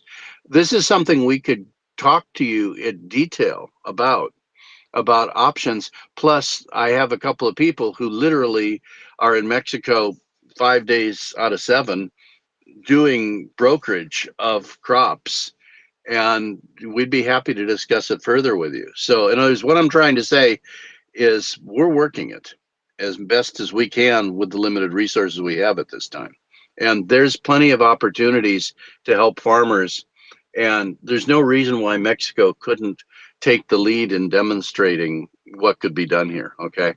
And the interesting thing is that the Gulf of Mexico has generally been fairly well administered between the two governments, the US and Mexico generally. But if Mexico took the lead on this, that could actually be an action forcing event to get the US to do more faster. because right now the slowest actor environmentally is the United States from our point of view. Yeah, I do have to say one thing there. Um, Here in Mexico, we're currently discovering that the environmental impact of railroads is pretty big. We do have the Tren Maya debacle going on in Yucatan. The Tren Maya, Oh, I mean, the Tren Maya is already there. It probably is an environmental disaster already. yeah. However, it is the kind of, they are planning to use it for cargo, and I mean, the destruction road is already done. They're going to build more railways, and they're not really doing it with with great attention to environmental impact. However, That's too bad. yeah, that is too bad. I agree with you. I do see that you thought this through really, really carefully. Um, yeah, be just that one proviso I wanted to say. Railways aren't bio-free, if you see what if you see. Oh no, no, no, no. We don't pretend that anytime you do infrastructure, the impacts can be enormous. And the United States has done a wonderful job of doing it wrong and occasionally learning to do it right. And the key thing is that you just don't go. I mean, I remember as a kid seeing that one Disney episode where they talked about the traveling, and there's this machine that builds roads that it can build the road instantly with the machine creating the road and driving on the road it just built. And of course, even as a kid, I said, wait a minute, this is not good. This is not good. You know, just stomping out roads wherever you want. And the same thing with rail. But what I'm getting at is if there's a need for food production and the rail is supporting the food production, and you don't run the railway through all the most horrible places possible. And the idea is it's very nice because floating on the ocean, ships, sails, and ocean currents, or wind powered, so on and so forth, that works well. Obviously, we focus on the first 100 kilometers or less between shore and that for the bulk of what we're doing, because so much agriculture is done by water. And I'm trying to think which crops could be grown. I've got these charts, but not in front of me. Which crops are grown that don't require a lot of water and are therefore more inland in Mexico? But correct me if I'm wrong. Most of the agriculture in Mexico is within 100 kilometers of the ocean, because I'm trying to think of any large water masses that you have. I've been in the interior of Mexico years ago, doing some consulting work for, back then it was called the Alpha Group. And I just have to refresh my memory. Right now we're just working with the broker, and he works with all the major agricultural groups there, so we're working to get something going. So your input is very valuable. Yes, definitely. And David, I think that's one of the areas that I see as a benefit to the crops, is that it's already relying on the infrastructure that's there. Like you were saying, Absolutely. the far right. Absolutely. So use the exact same transportation modes, hopefully electrified in the future, to remove the crop residue from the farms. Yes, and I would still like to ask you a question, but Kip2's had his hand up for a long time, so I'd like to invite Kip2 to speak. Hello, Kip2. Yes, hello everyone. Hope you are all doing well, and thank you for this great session. So, I've been following the conversation, and yeah, I'd just like to really appreciate David for this incredible idea and also work that he's doing. But I'm having concerns on relation to the the effect of the project to the life below the ocean, because we have a number of living things below our oceans, and it will be great if you explain more now. You have calculated its effect and impact to the organism and the life below the ocean. Then, in relation to developing transportation infrastructure, yes, like Lian have just said, opening these places like even the interior part. I'm from the interior part of Kenya, and by building those roads, you'll be like doing. It will be a gateway for other corporations to come in and also exploit these communities and also take part in other things, even doing exploration like oil and gas, and that will increase the amount of CO2 emission in our world, because they'll be coming in. And also when we consider the trucks, because you have said you are going not to be like an enemy to oil company, because trucks are going to be used in transporting those crops from farmers, then that automatically is going also to increase the demand for oil, because now moving those large amount of crop of already harvested crops from interior part of our continent to the ocean will require a lot of energy, and that will only be achieved if we use oil for transportation. Then I'm concerned with when I'm an agricultural economist by profession, and if this after harvesting this crop need to be regenerated back to the soil, so that it can give back not that all amount of nutrients that it used growing up, but a little of it, because others have been stored in it. So it will be a challenging factor to farmers, because now their production cost is going to increase, because they are going now to depend more on fertilizers, and with an increase in demand for fertilizers to be used in their farms, then it's going to increase its production. And a number of fertilizer productions tend also to take part in these big industries that are really the big polluters in our planet. So I don't know what's going to be done so that we ensure that the fertility of these lands are going to be maintained. Then on my final question will be on corporations. This, yes, By the way, I'm taking notes. You brought up 3 good points, which I'll address. So I'm making notes because I'm going to answer all at whoops. Okay, yeah, I'm just finishing, then you answer me. Then I like to know on cooperation, because you have said farmers are going also to be paid for whatever they are going to give out. But is that amount going to be like of greater importance? Even this what's it called? The carbon credit. Carbon credit just come the way you are just coming in. I'm sorry to say that, but I want to know, because the amount of money that will be going to now these farmers who will be doing like farming of those crops, because those farmers are now going to be like having other cost of now buying fertilizers and all those factors, because those people will be taking part in doing like ferrying those already harvested crops to the ocean, will be like these big money companies who will be having the trucks and all those other factors. So the benefit of this project, is it going to be like big of it benefit? Is it going to benefit the truck drivers and truck companies, or is it going directly to the community and people who are doing the agriculture? Thank you.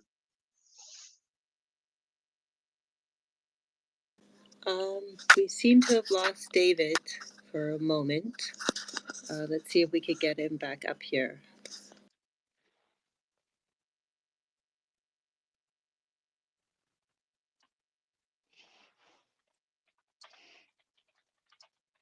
He just reported that he's tried to get back in. Isn't that Robert's job usually? Right. It might have been Oliver from England that threw off the network there. Hello, Oliver. The software is not totally stable. What I'd like to do is answer the 3 things I heard before he asks the last thing. There were 3 different discussions, really. One is about secondary effects, the other is about benthic life, and the other is about soil degradation. So first of all, regarding secondary effects, our approach is not to build infrastructure. Our approach is to use what exists. So we're not starting with trying to build out from the ocean 100, 200 kilometers inland to a farm that's happily farming and doing a good job. So in other words, since we're trying to get to the first gigaton, we're focused initially on, the expression is low-hanging fruit. The idea is that around the Black Sea, there's already massive infrastructure already in place, good, bad, or indifferent. The railways are there, the streets are there, the ocean ports and everything. So that's an example. All around the developed nations, which are the ones doing the most damage environmentally, there's already infrastructure there for transporting food. The secondary comment on that is that nations that are using the original approach of farm to table, of natural farming, short distance transportation to consumption, that don't have or need infrastructure to feed the population, that would not be our first choice to introduce this in, because first of all, the scale will be small. And secondarily, we don't want a bunch of infrastructure built to do it. Now, Mexico is an interesting situation because they're building infrastructure regardless right now due to Chinese influence, due to natural growth of the country. Nobody's going to build a rail line just for crops. They're going to build it for transporting goods out. And if it's there, and there's farmers using it, then they can use the transportation system doubly, once for crops that they grow and once for carbon for the crops methodology. So in other words, we're not going to be a stimulus to build new infrastructure. So that secondary effect is gone. The point of view of in an emerging nation or a nation that doesn't have the infrastructure, they're not going to build it in order to do crop residue ocean permanent sequestration. Oil and gas exploration, things like that. You usually, you see, here's an interesting thing, and he really brought up a good point, because in France, we spent a lot of time there. Almost all the corn farmers do not own their land. Guess who owns the land? The oil companies, because there's oil under the land. So they have, a pumping rig in one corner of the property, and then the rest of it is farming corn. So ironically, the farmers are farming on land owned by oil companies, and the farmers are barely making it in many cases. That's why we've seen strikes and things. Now, crop residue ocean permanent sequestration is interesting. It would help the farmers, it would help the world, and ironically, the crops are grown on land owned by the oil companies. So this is the kind of irony that we deal with in doing this. And fortunately, the oil companies don't benefit from this because they're leasing the land to the farmer to grow food. Their lease prices doesn't go up because the farmers make more money. So they've already got a contract for what the land leases for. Now, when you talk about nations in Africa or in Southeast Asia or Philippines or so on, if there's no infrastructure in place, then there's going to be modest amounts of, crop residue ocean permanent sequestration. Now, let's talk about the benthic life point that was made. We've been working with Mumbari, we've been working with Scripps, we're working with the Southern California Marine Institute, which is a consortium of 12 groups, where we've done sequestration tests and evaluations working with them in Southern California. The idea is, and I mean, some of the scientists I've talked with, top benthic scientists, have asked that we not mention their name because they don't want to get involved in the politics of this. And the simple fact of the matter is they're concerned about anything that's done in the bottom of the ocean. And they know their costs. They also understand we're the ones that are willing to be transparent. We're the ones willing to stop operations if there really is a negative thing, since our primary goal is not economic. We use economics as the lever to save the world. We're not trying to make money regardless of what happens to the world. In other words, our fundamental philosophy is to do the right thing. So the right thing means do it and monitor it recognizing that because we're speeding up the natural carbon recycling process, there could be some effects. But the interesting thing is that benthic life down there changes dramatically as a hurricane might go by and there might be ripple currents that go down and move everything over half a kilometer or something. So we know that benthic life is very diverse, very resilient. A lot of it is unicellular, so therefore it can move around really well. But the only way you can really see any significant impacts is to put like 10,000 tons down at a time and then study it. And when you say 10,000 tons, that sounds like a lot. That's just 10,000 bales. That's about one cargo ship's worth of bales of crop residue.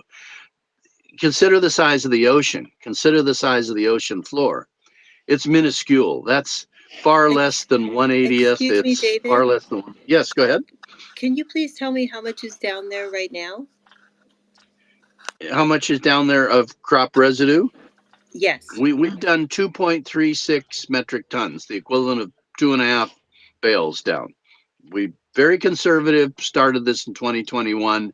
Then we've done research, and our next batch will probably be 1,000 tons, but it may be done in 100-ton increments.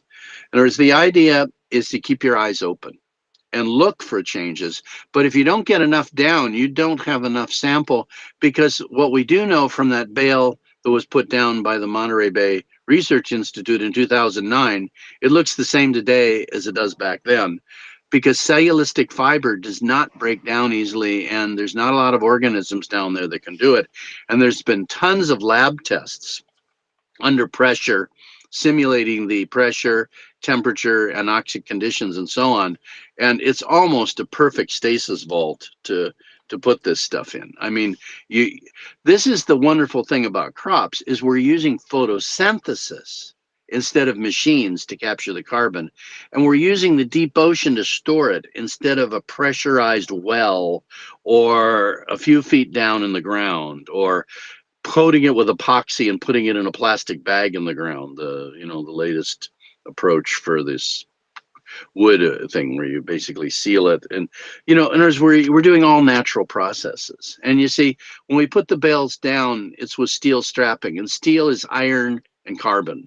We're not doing plastic. We're not putting plastic down.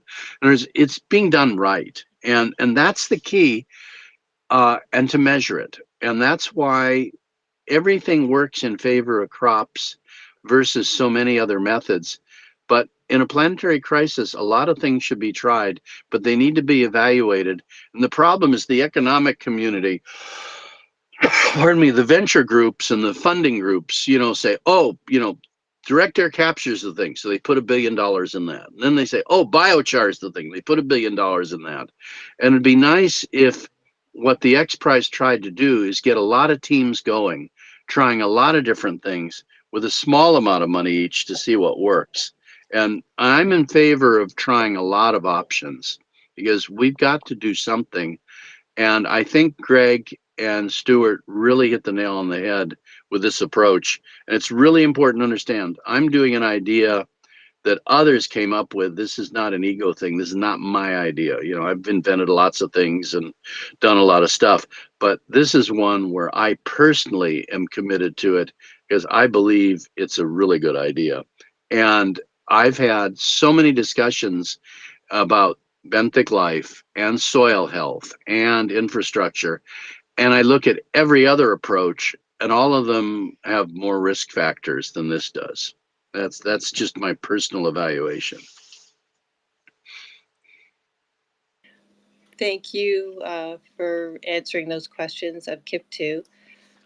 I'm wondering. And there was one more he had just at the time the software crashed and I had to come back. He had one final question, and I wanted to hear what that is, if it's okay. Yeah, I had one question to make, but also you will need to answer my question in relation to soil fertility, because when you keep on taking all those residue, plant residue, and dipping them to the sea, then it means the soil fertility will be like reduced, and that's going to really increase cost of production, because farmers will need to now start buying a lot of fertilizers. So if you answer me Okay. that, then Then the All last right, all one right. I is got it. Okay, got it. Now listen, here's the critical thing. The crops process is not based upon taking 100% of the crop residue. It's based upon what, like, the U.S. Department of Agriculture recommends or the farmer recommends. All of our calculations are based on 30%, meaning that 2/3 of it stays. We're talking about only the crop residue that the farmer already is getting rid of by burning or rotting or putting into the river or whatever. We're not talking about changing the amount of residue that's already being thrown away. That's really important. And in all our presentations and slideshows, that's the critical thing. The farmer's most precious asset is their soil. They decide how much to do. If it's zero because of the way they're cycling things, then it's zero. But on average, 30 to 60% of the crop residue is not put back in the soil. And if you're doing sustainable farming, it might drop to 30% as the norm and 20% or 10%. But with 10 billion tons a year of total crop residue, even if it was 10% that the farmers only give up, that's 1 billion tons that we could take out of the atmosphere every year. So in other words, the crops process works not by forcing the farmer to do something they don't want to do, but by paying the farmer for what they don't want to deal with. So in other words, this is a very important point you've made. So we're not telling the farmer what to do. We're not changing what the farmer does.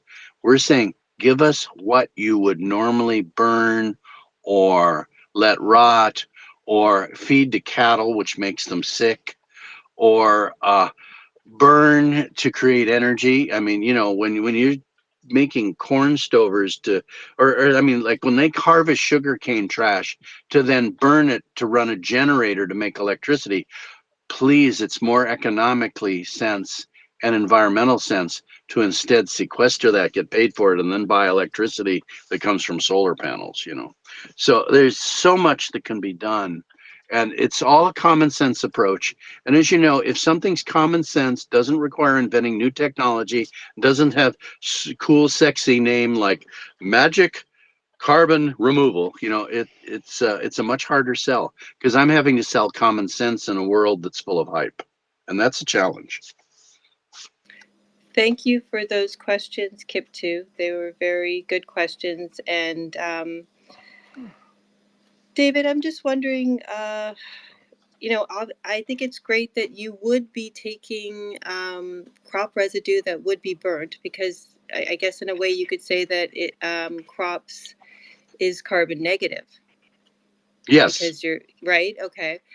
Yeah, double win, triple win. Double win One there. for the, yeah, because you see, like when you're doing, I mean, I have personally been to Florida, where I lived as a kid for a few years, working with actually a president of an airline company, looking from the air at the smoke and the crop burning of the sugarcane trash, and working with Patrick of the Sierra Club on the Stop the Burn campaign. This is a health hazard. I mean, what happens is it tends to work towards economically disadvantaged. The permission to burn conveniently is when the winds don't blow towards the wealthy homes, but towards the communities that, don't have the political clout. I mean, there's a form of discrimination going on there where the low end economic are getting the bad air to breathe. And that's really bad, and that needs to change. And so in other words, this solves some actual, what I would call discrimination, health discrimination, which is serious. Air pollution, it actually makes more money for the growers to be able to sell that as, for carbon credits than to burn it. And and it stops the air pollution. So I mean, it's like a four-way win-win-win-win for health, for air quality, for the farmer. I mean, it's so obvious to me that it's like I beat my head against the wall saying, you know, why do I have to fight so hard to get the sugarcane company's attention? You know, and that's what we do. I mean, day in, day out, we're all pushing this all the time, one person at a time, one mind at a time, because it's a big uphill battle. I joke that I feel like I'm carrying a snowball up an active volcano on one side, trying to hop across the top and get down the other side, have the snowball roll down and get bigger. But gosh darn it, we're going to do it. I hope that you do. So, what is your business model? Is it selling, like, how do you get income to give to the farmer for the crop residues? Is it by selling carbon credits? Well, here's the thing is that we're working to get officially accredited. And again, anything through the United Nations takes forever. And all the groups that issue accreditation have to have new methodologies. So we've had to work out what our methodology is and define it. Then, you know, naturally they'll fast track it. If you have a bunch of consultants, you pay them $300,000. Then maybe it gets done in a year instead of 2 years. We're hoping to get the process accredited within a year or two.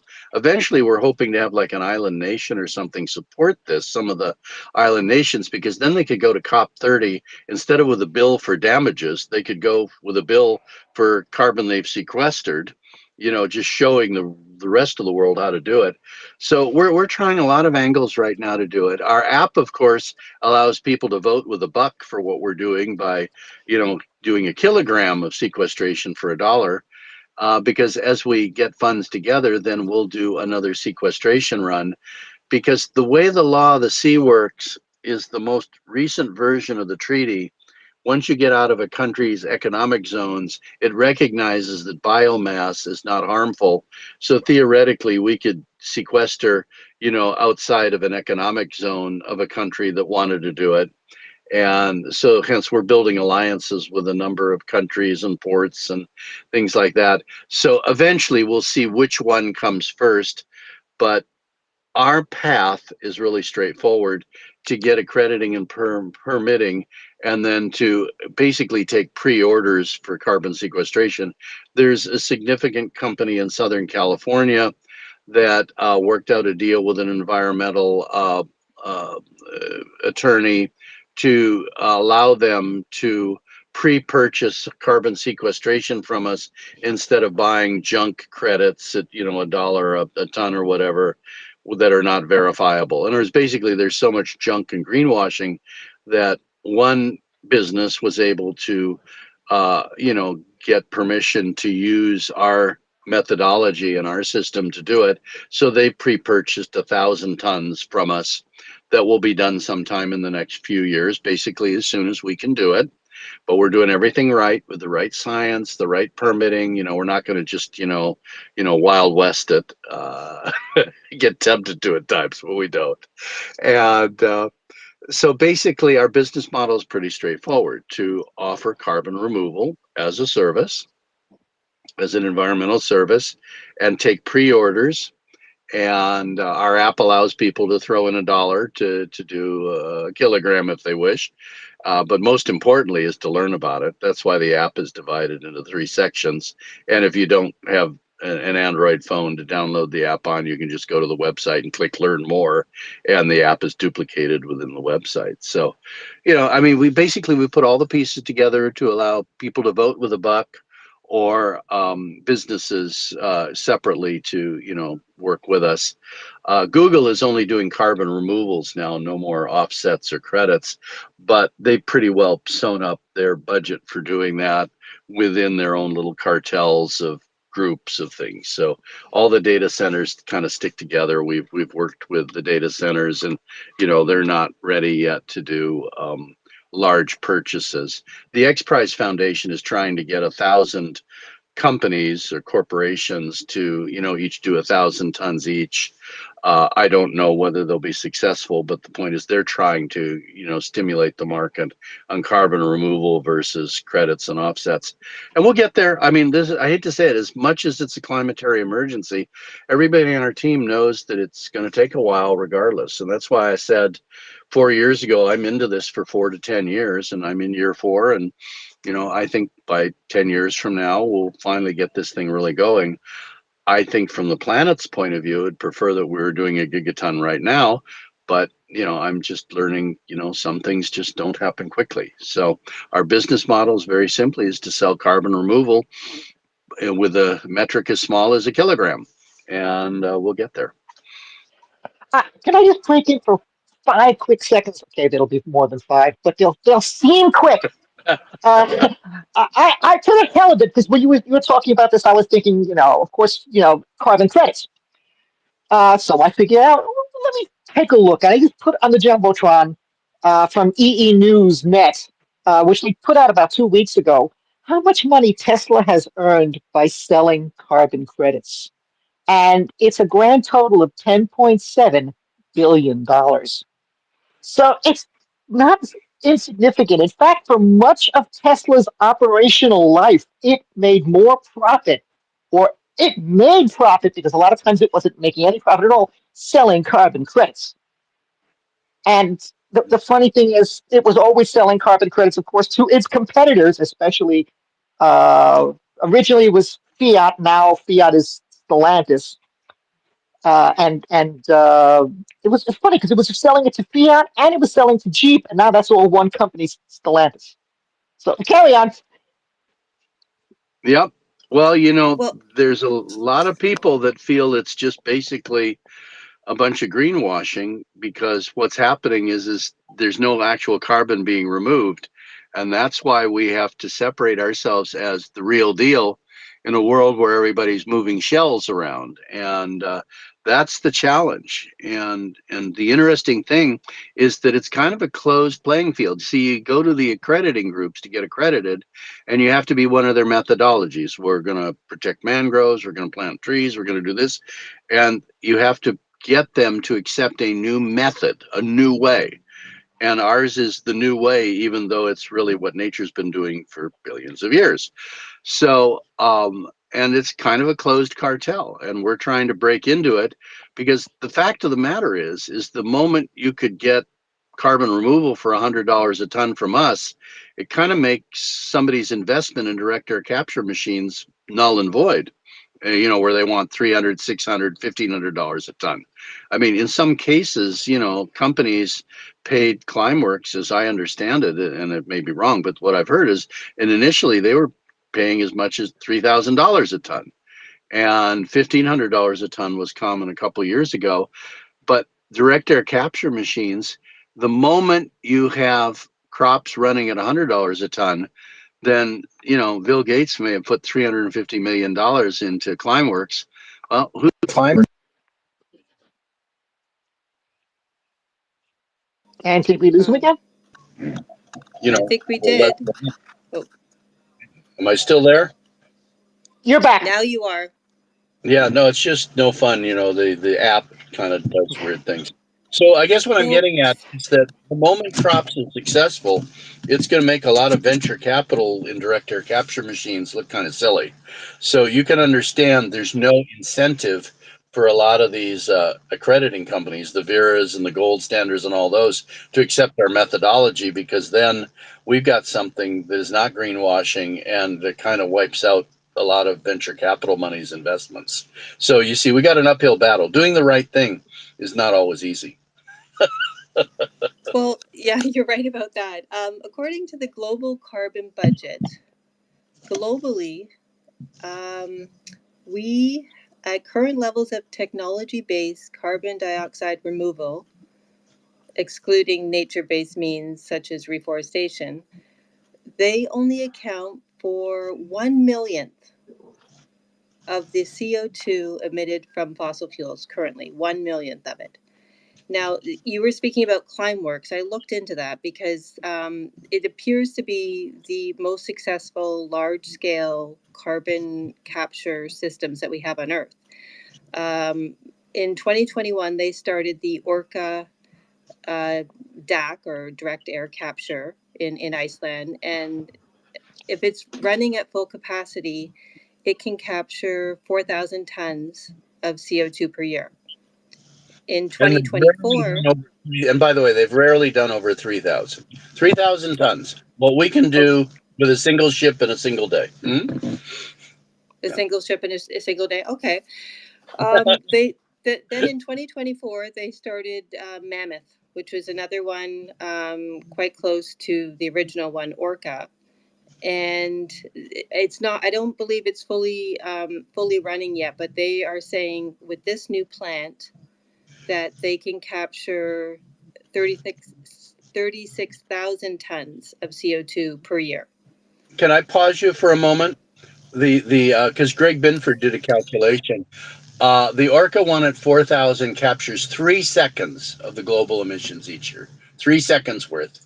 So the new one is going to capture, basically 45 seconds worth. So together, those two plants will capture less than 1 minute's worth of all the CO2 emissions on the planet. 1 minute's worth. Okay, let's add their latest one, which they say will be built by 2030 in Louisiana, in the what is it called, the chemical alley or poison alley or toxic alley there in Louisiana. I'm not sure the exact name of it. It's called Cypress. Oh yeah, and it's really bad. They say, yeah, it is really bad there. They say by 2030 that this plant of direct air capture will be able to capture 1 million tons of CO2 per year. I mean, I think these are all largely inadequate. It does prove the technology. I think it will get more efficient, but we need, I think much more, as they're saying, the gigaton scale removal of CO2 from the atmosphere. So how can you get yours scaled up quickly? How do we get ours scaled up? All we need are orders. That's all we do is then contract with the farmers and ships and then do the monitoring, make sure it's done right. And our scale up requires no building of any machines. I'm standing on my couch. Not standing. I'm sitting on my couch with my hands open wide up, like, huh? Yeah. Oh, that's easy. See, all we need to do is get more attention than Bill Gates gets. And the problem is you got, these multi-billionaires able to control all the publicity, control all the money, and in many cases control the supply chain. And all we have to do is get the word out and get individuals, if necessary, and small businesses to, basically purchase the carbon credits, because then we turn around and do the planning and then purchase the crop residue, purchase the transportation, and then do the sequestration. And where we get blocked is with things like regulatory agencies, which are controlled by the government, which are controlled by the lobbyists. And gee, guess who the lobbyists are paid by? Let's stop right there. So the idea is this has to be, no pun intended, a grassroots approach, because we are essentially competing with the billionaires, and we've got a natural process that matches the world, and we're competing with the industrialists that want to build big machines. We want to use plants instead of building plants. A quick note, and then I saw a hand up. I put on the Jumbotron. Those of you who know me have seen this chart before. Those who aren't as familiar, you might as well. It's how much CO2 has mankind released since 1750. Actually, the way I've created the chart is you can see how much we've released 1750, 1800, 1850, 1900. So I didn't just do a bar chart, or there's actual numbers that you can see on it. The way things are going, if we don't change our path, roughly around the year 2032, we will have released as much CO2 into the atmosphere as existed in the atmosphere in 1750. Sounds about right. Only about 55% of that is in the atmosphere. The rest of it is in the oceans. A little bit is on land. But this is why this is so critical. It's because we have outpaced Mother Nature from 1750 onward. Well, we're creating our own super volcano effects, just gradually enough to where we don't realize how bad it is, or some people don't. What's interesting in what you just said is that my daughter filled in the area under the curve when on the particular Keeling chart we use that shows the Keeling curve, pardon me, and then also shows the fossil fuel emissions. And and then she colored it in red underneath, so you get the area under the curve. In other words, the actual volume as opposed to just the amount each year.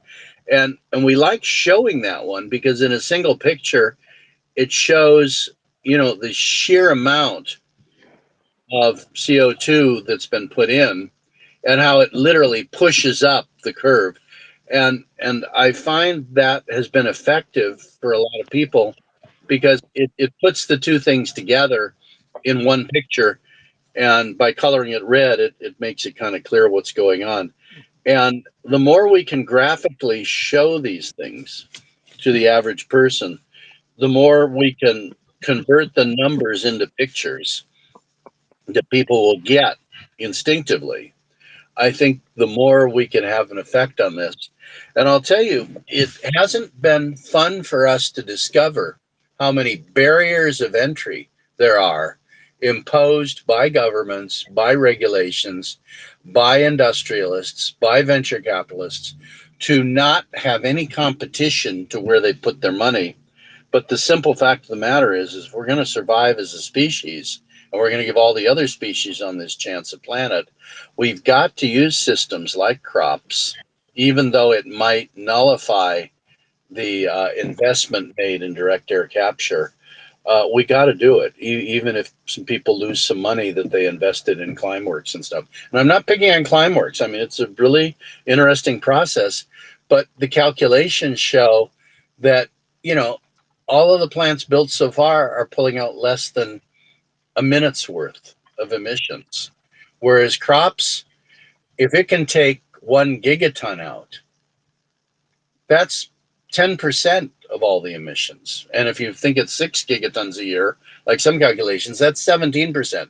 So crops alone can do 10, 20% of all the emissions, not 1 minute's worth.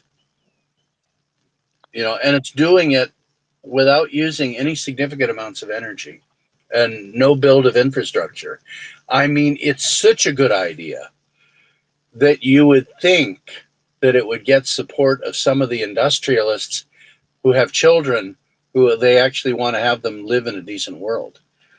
And it's, for me, hypocritical for some of the industrialists to make money off of inefficient systems, knowing it can't possibly scale the way crops can. And I'm hopeful that we'll find at some point one or two people with sufficient resources to support crops at scale, because there's nothing stopping us from scaling other than just the financial input into it. In other words, there's nothing to stop some billionaire from saying, we'll buy $10 million worth of carbon removal. And for that, we can instantly put down, 100,000 tons in a matter of a month or two. Because the transportation industry has the capability to move billions of tons a year, does it already. Well, So, considering how much we about 45% of global sea of sea shipping is fossil fuels. So obviously, as we eliminate fossil fuels as a source of global shipping, you're going to have a lot of boats that are doing nothing. and not only that, it's really easy to build sailing ships since this doesn't have to get there in a timely manner. This is not Amazon or FedEx. You can take a couple weeks to get out there on ocean currents alone. In other words, with AI, Oh yeah, it's super easy to figure out a route. If the Polynesians could sail all over the Pacific, I think we could probably figure out how to do it again. by the way, on the Jumbotron, I have added another one of my old legacy charts. I've done some interesting analysis of the Keeling curve, and instead of using the Keeling curve as a sine wave on top of an exponential curve, I broke it down into a anomaly curve. Because during the year, obviously, we're at the time roughly in the year where we're about a quarter of the way on the up cycle. So that's why you look at the Keeling curve, you get this double sine wave. It's because the northern hemisphere is Uh, the northern hemisphere has a decay cycle right now as deciduous plants are emitting CO2. And of course, plants are not growing as much. And then the southern hemisphere does the same thing in their winter. They have a decay cycle and a reduced uptake cycle. So I turned the Keeling curve into an anomaly curve and compared that to the JRA 55 monthly temperatures. And I chose JRA 55 just because I wanted to, because both of them started in 1958. And I thought that was kind of cute, you know, to have these two indexes that started at the same time tracking each other. But it wouldn't matter. Any one of the indexes would have done the same thing. And I come up with a correlation coefficient comparing CO2 and global mean surface temperature of plus 0.999989. And that's why I went out to so many digits, because I wanted to see when the nines end. And the nines wouldn't end on the fourth digit. I had to go to the fifth digit just to get the nines to end. Ah, yes. You've definitely got a one-to-one correspondence there, don't you?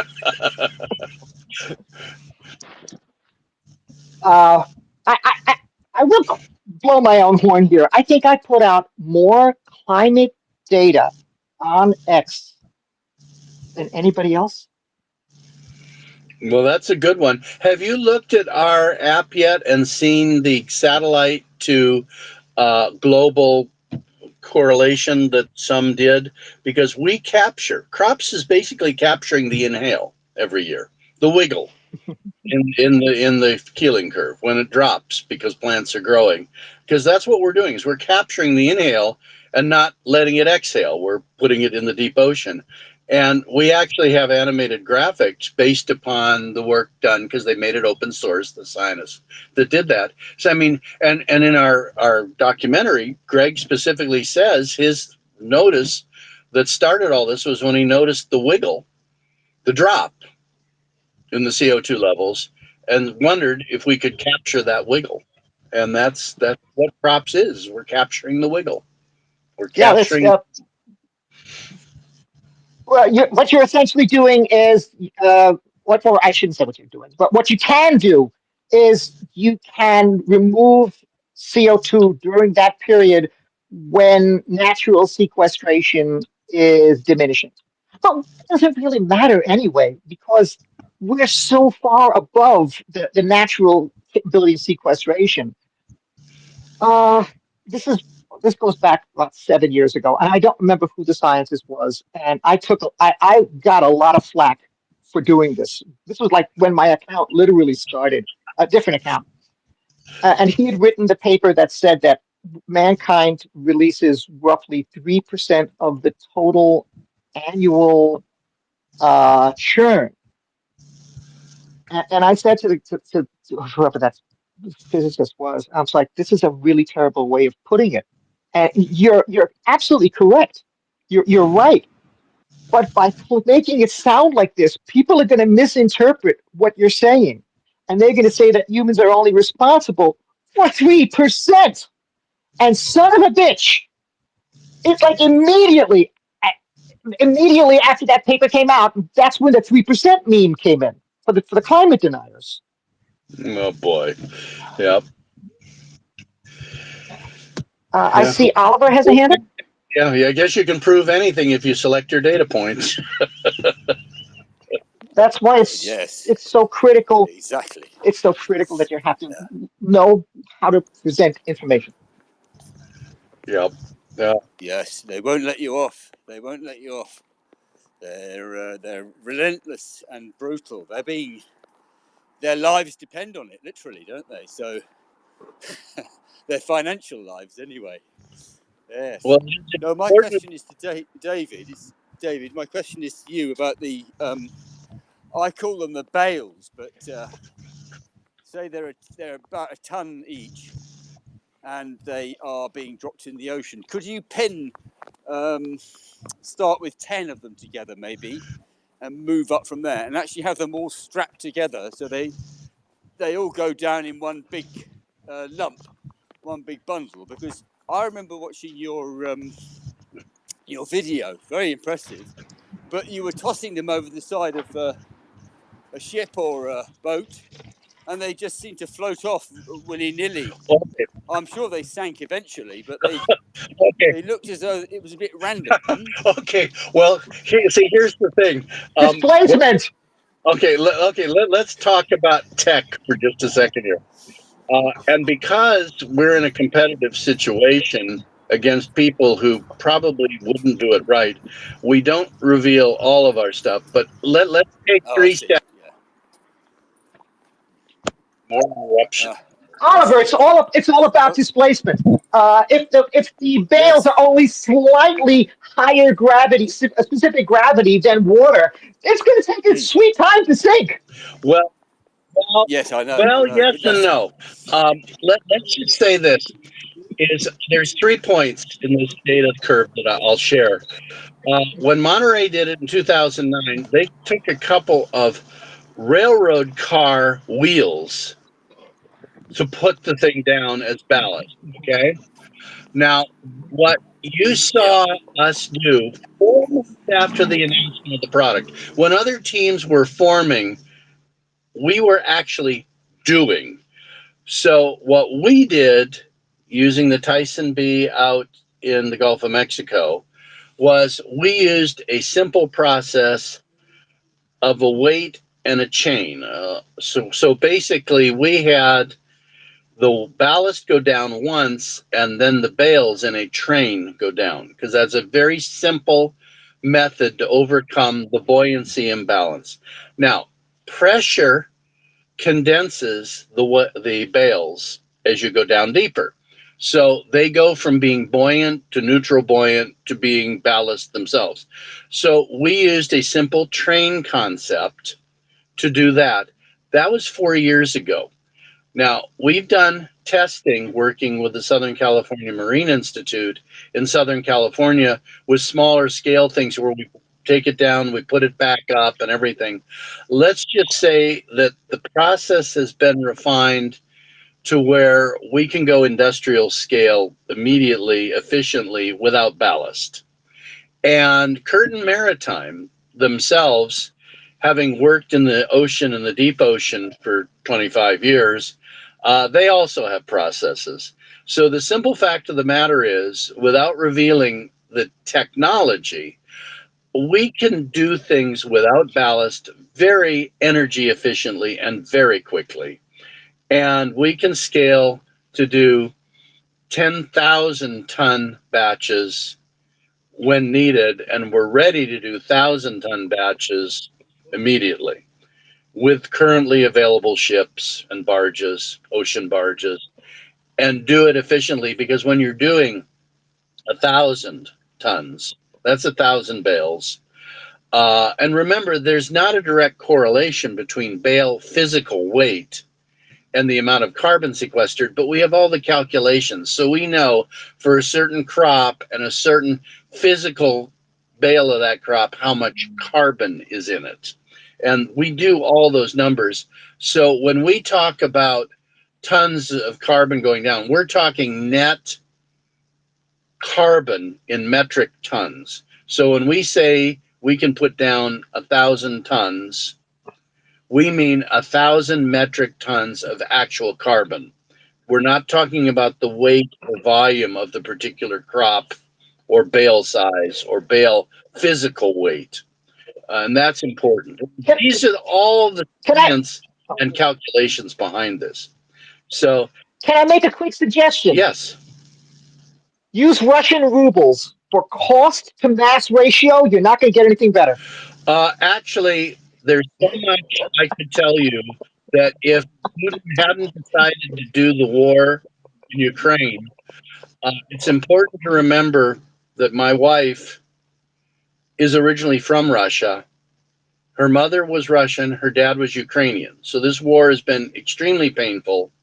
We were in Paris at the time it broke out. The person who came once a month to the apartment to do cleaning was Ukrainian. We all had a crying session together, and we helped them out financially a little bit because she was going to bring her sister's children to Paris so the sister and her husband could continue the fight and stay in Ukraine.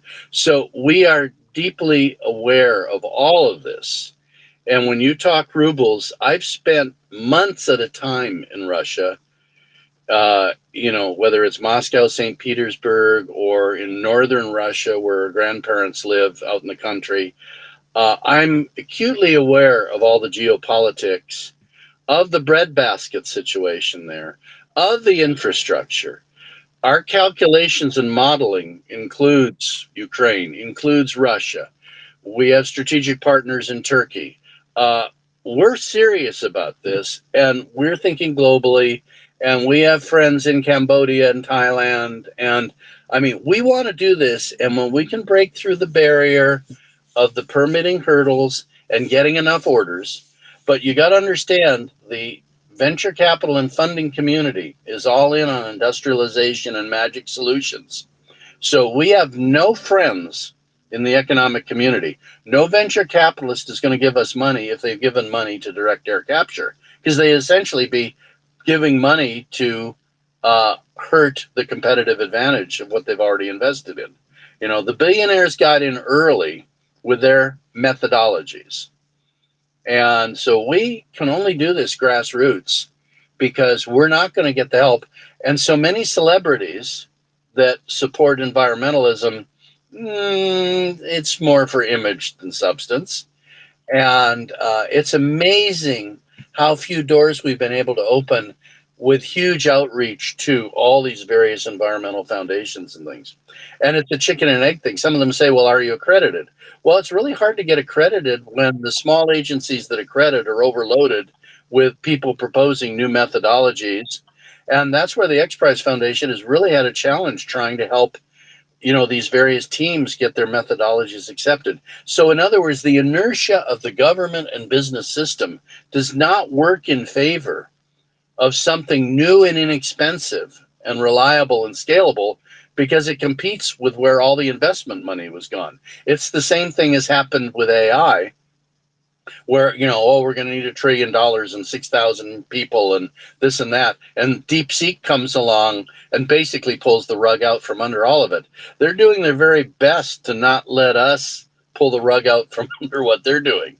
So that's why I'm happy to patiently work one person at a time, one group at a time, till eventually we get to the point where we win, because when we win, the world wins.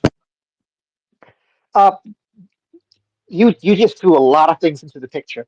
Uh, to me, direct air capture's greatest problem is the extraordinary amount of energy that it requires. And you just mentioned AI. The fact that AI is using so much energy is going to drive the cost of direct air capture higher, making it not as efficient. Well, DeepSeek has shown we don't need to build all those data centers and use that energy, because it's doing 20 times more efficiently. And it'll be you can run the AI yourself on your own phone if you have a modern phone. I mean, that's how much it pulled the rug out from all of that. And crops, I'm giving. pull the rug Sorry, under air direct air capture completely. I'm giving a preview of next week's discussion, but the average Bitcoin transaction uses the equivalent of about 1,100 kilowatt hours of electricity. And we're not talking about mining a coin. We're just talking about trading from one person to another because of all of the blockchain computations that are necessary. So even if we solve AI, now we have to solve blockchain. Now we have to solve telecommunications. Every time you go on Amazon and you watch a movie, that uses 1,000 times more power than when you used to just go on, your broadcast television and watch a show. So all of these technologies that we're using to make our lives better are making the energy costs so much worse. The numbers are not good yet. And that's why we have to move to photonics from electronics. And finally, the breakthroughs of being able to do photonics on silicon have occurred. Then you get something that's 100 to 1,000 times faster that uses 100 to 1,000 times less power. And I've been pushing for photonics since the 80s when I wrote articles about that. And we're now at the point where we're finally going to have the material science to do it. Then that changes the whole equation. And we're probably 5 years away from that. And getting through the next 5 years is going to be interesting, you know. For the audience out there, photonics are, as opposed to electronics. With electronics, what you're doing is you're using digital switches to move electrons from one point to another. With photonics, what you're doing is you're either using photon or digital switches to move photons, to move light from one transistor to another.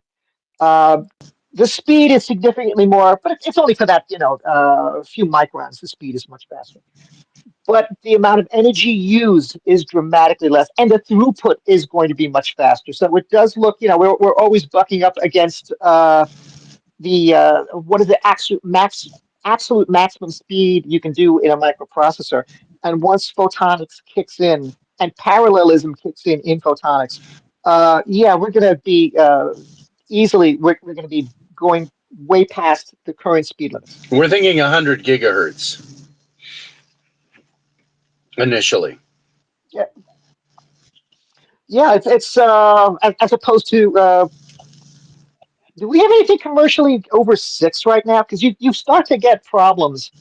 It's the as the speed increases, the power per each transistor Yeah, is doubled based on the doublet. So it's exponential based on the speed. yeah, yeah. And that's where photons having very little mass and being much more, well, basically lighter than electrons. I mean, that's the way it is, no pun intended.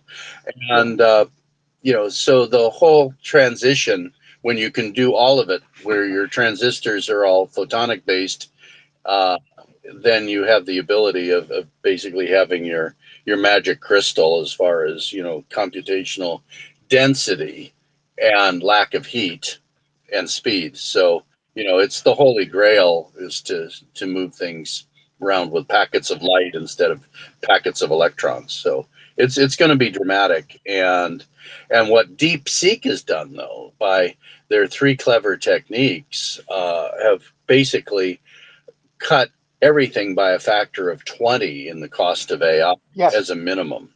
And that's huge. And it makes it really possible now to actually run the AI on a graphics processor that's normal, or even run it on your smartphone. I mean, the idea is very realistic, that you'll be able to run your AI privately and not in the cloud. And that's significant for democracy, freedom, and privacy.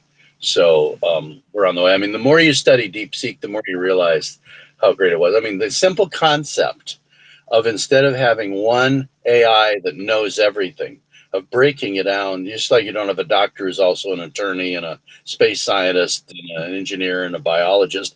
They broke it into separate modules. So it just uses the one it needs. And each one of them is a small percentage of the size of a normal one.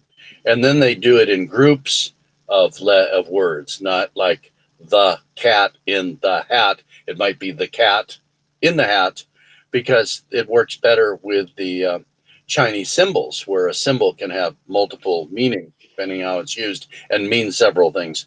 So in other words, what they've done is they've reduced the training in half right there, and then they've split it down. So it used to cost $100 million to train. They did it for $5 million.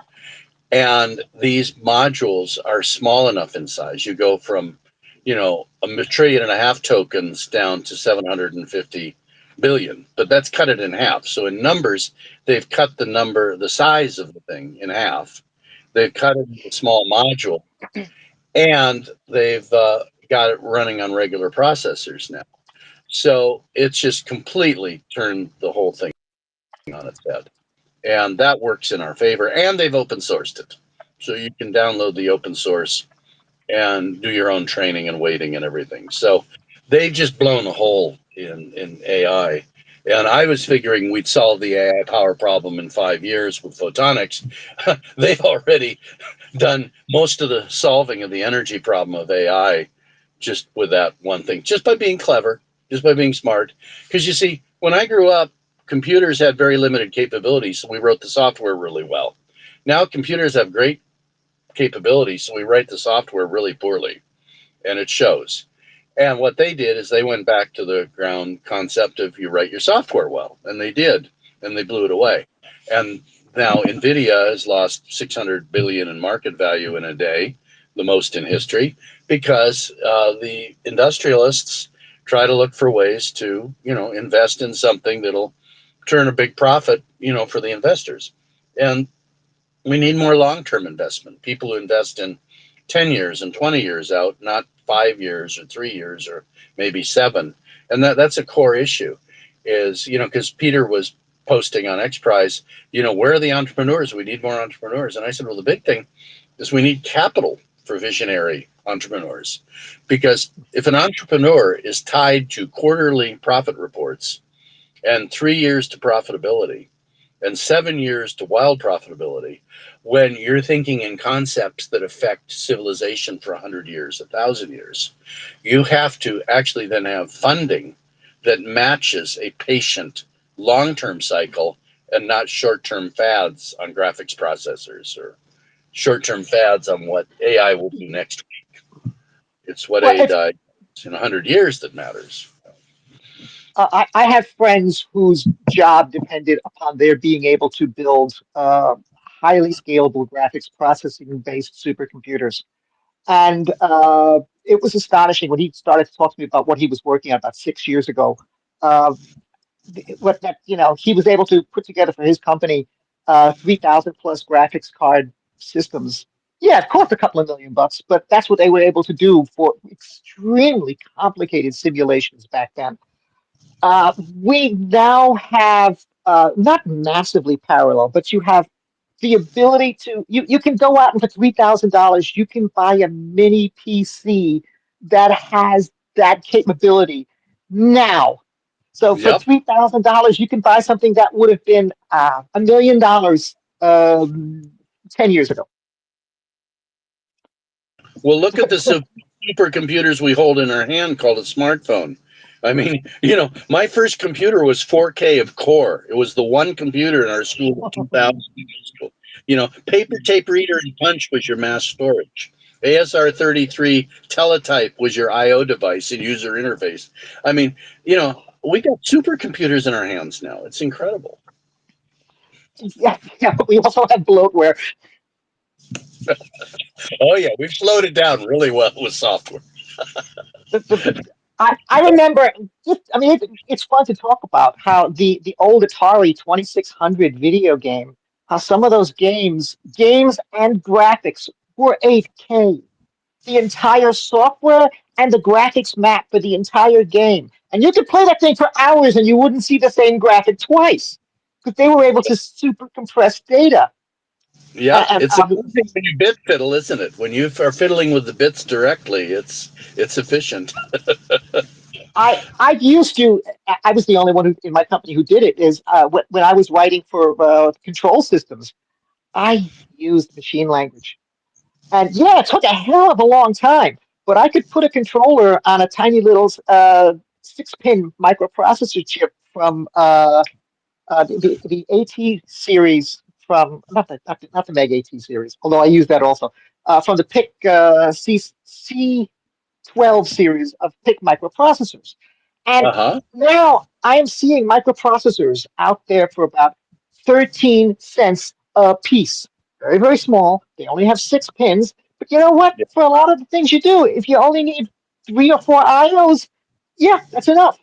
So That's right. we can have, systems, control systems for less than $1. Well, let me tell you a little secret then. I haven't mentioned this in years. I built some rover model control systems for International Space Enterprise down in San Diego in the early 90s. I used stamp microprocessors. We used them to do all the telemetry and control of the rovers. We built a mesh network with 900 megahertz transceivers and wireless cameras. We built 3 of them, and then they took one of them up to the sandbox at JPL. And I operated over a 19.2K modem from Laguna Beach, where my office was. And I had the lunar teleoperations model going at that point, so people could drive miniature rovers from all over the world. I wrote my own video codec in machine language. And the idea is that I operated the rover in the sandbox and won the little race around the course they had ahead of the person who was locally controlling one. So I won the first unofficial Mars rover at JPL.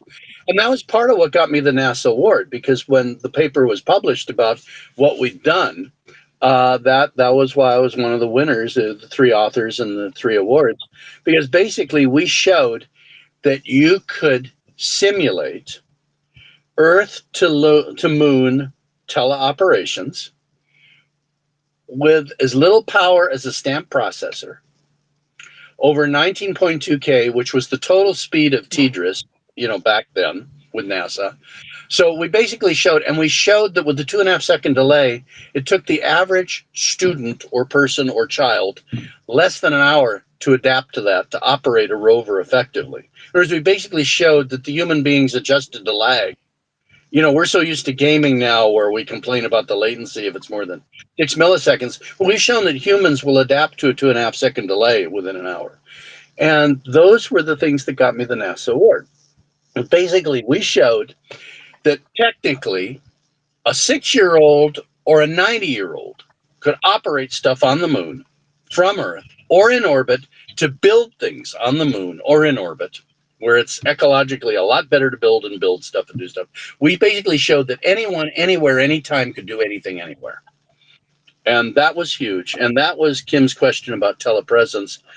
That's one of the reasons I was on the Space Council. That's one of the reasons I'm part of the Brain Trust for X Prize Foundation. That's one of the reasons why I did consulting for Hollywood pro bono for the Science and Entertainment Exchange, is because I'm all about telepresence. That is the real use of the internet. When they had a closed session about 10 years ago with Vint Cerf and others on the internet, what's it used for? What's the ultimate use of the internet? I said telepresence. And at the end of the second day of that session, that was voted most thing. Because you see, social media is trivial. Economics and buying things on the internet is nice. But when you can be here and there, and I have articles published in Byte magazine going all the way back to the 90s, just before the internet archiving on. The point is, anyone gets practical immortality and invincibility, because if you can operate an Android agent, that's what I call them, in orbit, you could build things up there from the safety here. And when you get tired, you hand over control to the next one. And people are starting to get this with drone operation, remote drone operation. But the idea is we have the ability to project our presence into any form of robotic device, be it a rover or a spacecraft or a telescope. We're so adaptable that when they put artificial arms on people that can be manipulated, within an hour or two, the person is using 4 hands.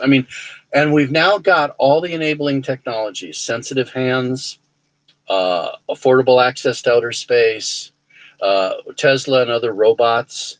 We now have the ability of reaching what I wanted to do 20, 30 years ago, which is the ability to project our presence anywhere, anytime for good. This means a person in Alaska could be acting as a farmer down in Mexico.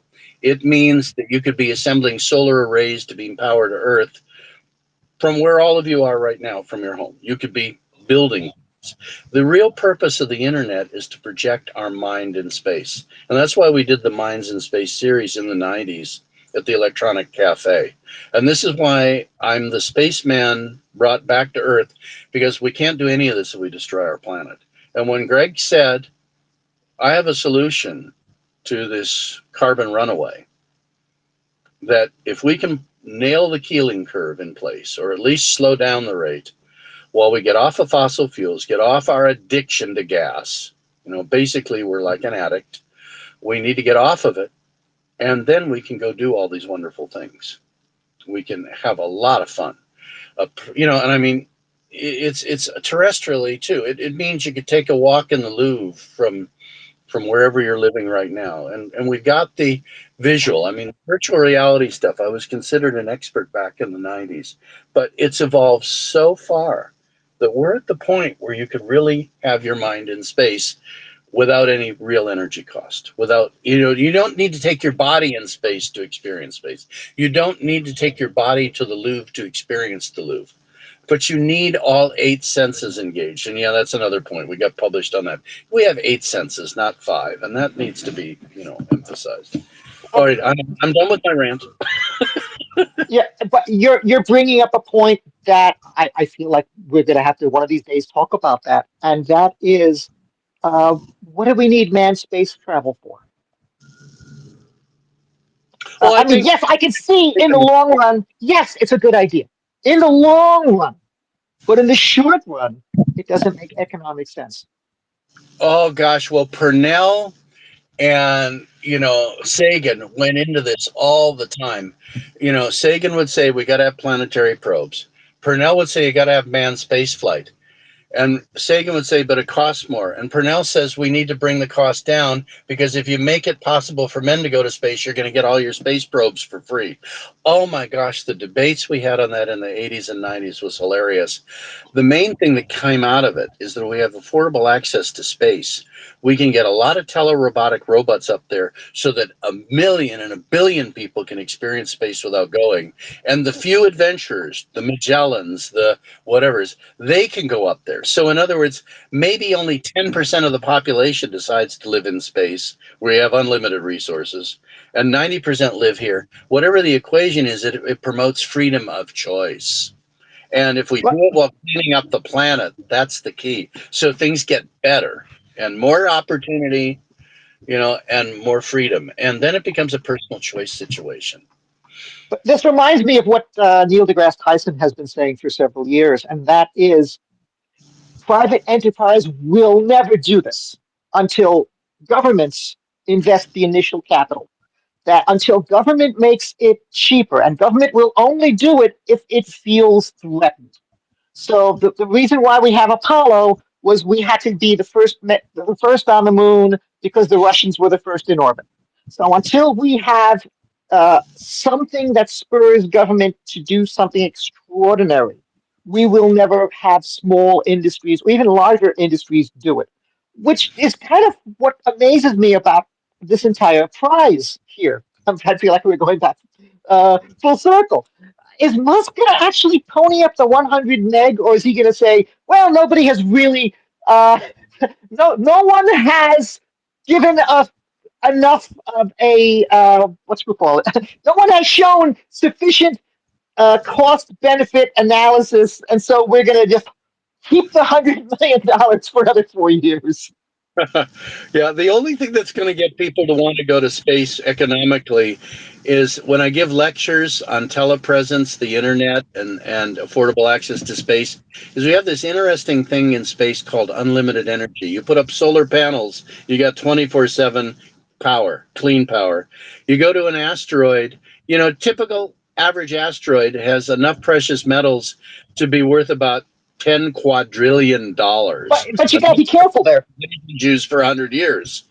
But you got to be careful there, because yes, it has whatever $100 quadrillion. But once you get that first one, and the price of those metals plunge overnight. Once iridium goes from $18,000 per pound to $180 a pound, nobody's going to say, "Well, it's not worth putting the ship out there because we have enough." So, Well, that's the hilarious thing. But by that point, you have a bunch of people having a good time in space and they invite all their buddies up. So, in other words, what happens is those who want to explore space, it's now cheap and easy for them to do it. And we don't have to worry about quote unquote precious metals anymore. It's just like, well, if you need a little iridium, you can grab them. so what we're really talking about here is fountains of paradise. Now, Until we get that, I don't see it happening. well, something, orbital elevators work really well from the moon and Mars.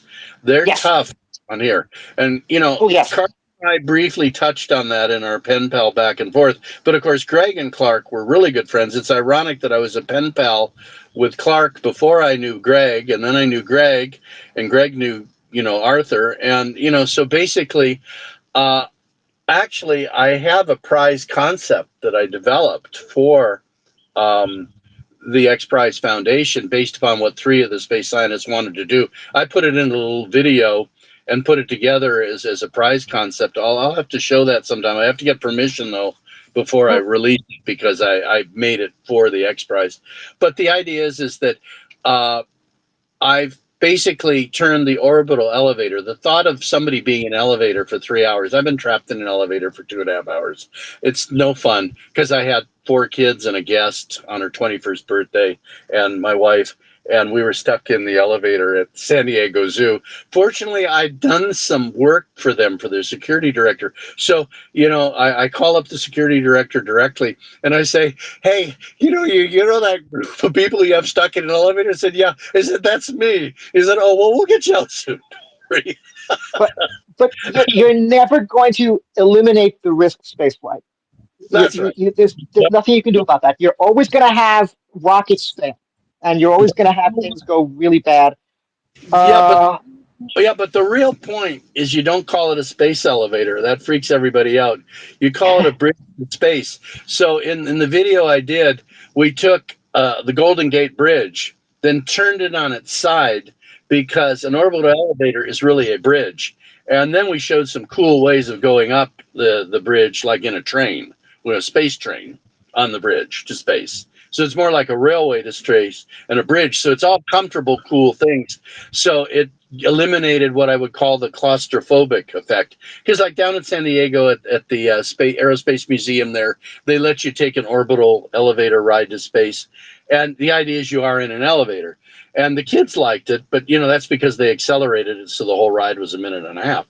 But if you think of a train ride to space, that's a lot more comfortable up across a bridge. So that's what we did in the video, is we turned it into a space bridge, the bridge to space. And that's a fun concept. And, when I was talking with Bryn on it, he's been doing studies. He has YouTube videos and everything up. And the idea is that he wants to do it on the moon first, because that would be really easy to do with the materials we have, is to have an orbital elevator, from lunar orbit to basically ground there. So there'd be no need to have rockets going to and from the moon, just to lunar orbit. It's crazy. I did not expect this conversation to go in this direction, but it's firing off my neurons, because I'm thinking of all the things in the past as an energy source. If you can get to space inexpensively, then you can just use tethers. You don't even need solar panels. True. But if you could beam some energy to Earth, that pays for the ride. That's harder. Yeah, that is harder for other reasons. Yeah. Can, God, now can I'm we thinking about the beam back frequency. to Earth, guys? Sorry, this is what happened. No, it's a very interesting conversation, but I still I want to let's refocus back to crops if we can, at least for just a couple of minutes, because I had a few more questions that I wanted to ask David. Keeping us grounded, Jim. Hey, you left and put me in charge. Well, besides being a natural carbon removal and sequestration system, I'm wondering, I like this idea that you have the social app, and I didn't learn that much about it, because I think one way, I don't want to use the term market, but I will use the term market. One way to market this is to make it look like, it morally obligates or morally motivates people to do something about the environment. I'm thinking much like, I know a few years back, like maybe even 15, 20 years, I gave someone a present of buying them a piece, if it's possible, of the Amazon rainforest. And this was someone who had everything. And she was very touched by that. And it made me feel good. I know it made her feel really good about it.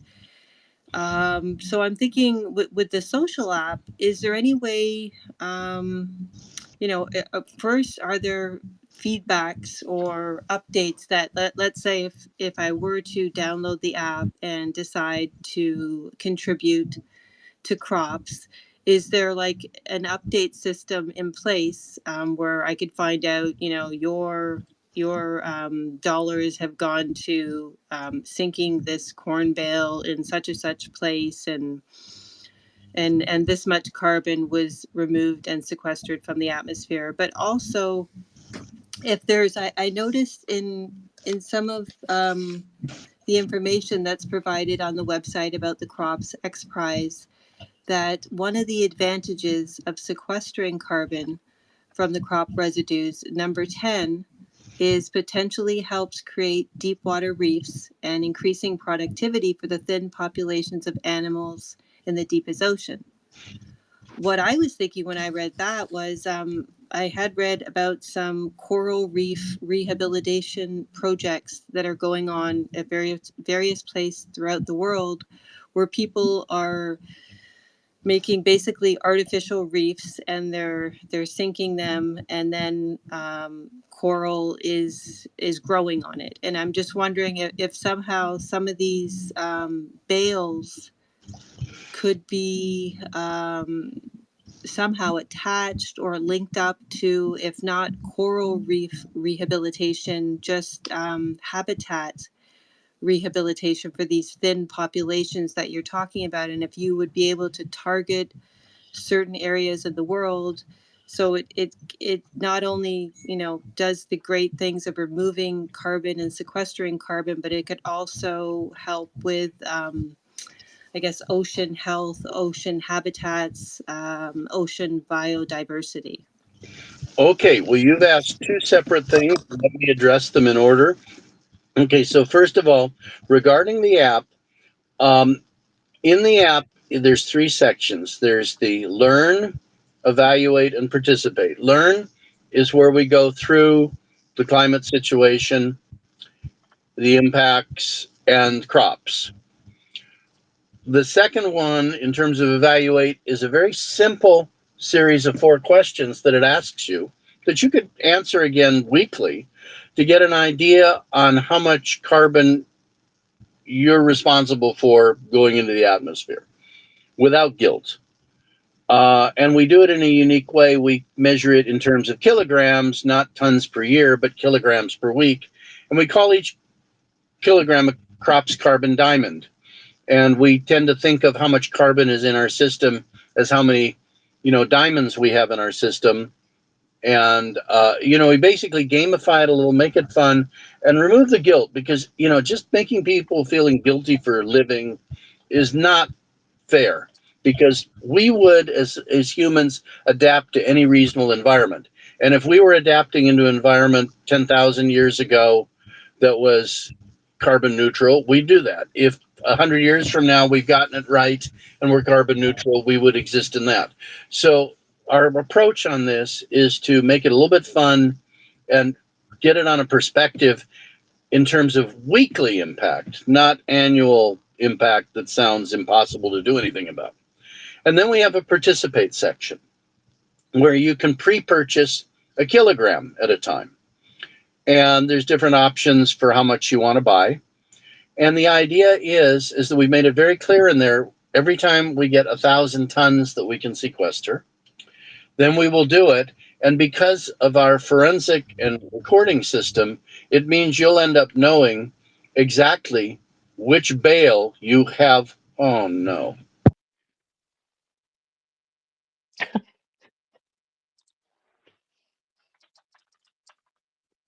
All right, it looks like Are you still there, David?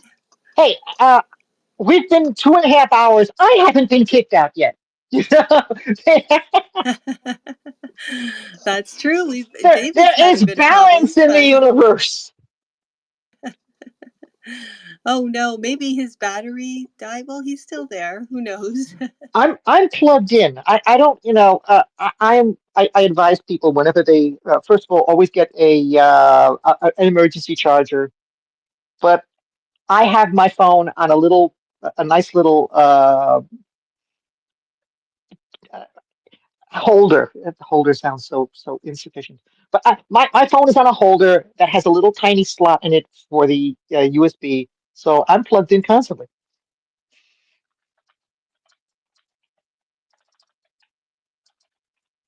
You know, I really wish that the world was going in the direction that we didn't need any of these carbon removal projects. But every day that, oh, he's back. Every day that goes by, I feel like Yeah. they are becoming more necessary. Yeah, if you can hear me, I'm back again. It wasn't power. The app crashes. I have a military grade Android phone, and it has massive battery power, and I'm sitting in a Tesla Model 3 with it plugged in. So no, I have massive power. The only thing I'm lacking is that the X app has not been tested on a lot of different Android devices, and it will occasionally fail. Just my luck. My apologies. So anyway, on the participation section, obviously what we make clear is that when we do the sequestration, there'll not only be video and photographic evidence, but the recorded location, actual GPS coordination of where it's stored. And we put bronze and electronic tagging on the system. So, in other words, you'll literally have the serial number of what went down, the photograph of it, and your 1,000th share of that particular bale or whatever. So it's extremely precise. And That's very interesting. I like yeah, that.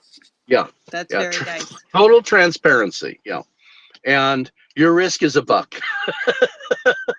And that's, David, we're could you not trying to please make money off the app, but if we could get yeah, enough people voting, then we can take that to investors that right. haven't invested in direct air capture and gets more support. And then we could take it to the farming groups, the sustainable farming groups, and say, look, we've really got the funds here, and Well, you know what I'm David, trying to say is it's a right. penny at a time. Do you have a link for that? Because I would love to post it. Well, it's I just our didn't. website. It's just our Just website. your website? Okay. Now there's two. We do one site that's really simple, crops.global, because global is an acceptable thing like .com and .org.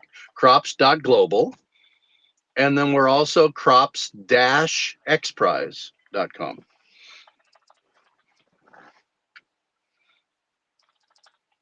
Okay, thank you. I will look that up and, Now, maybe if you have an contribute. Android phone, you can just on the Play Store, just search for Crops Carbon and download our app, and it has the learn, evaluate, and participate section on it.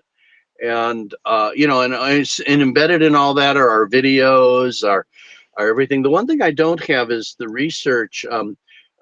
Luke, who's the graduate student at Scripps, he did for one of his final reports a video on crops where he looked at it from a scientific point of view for his science class.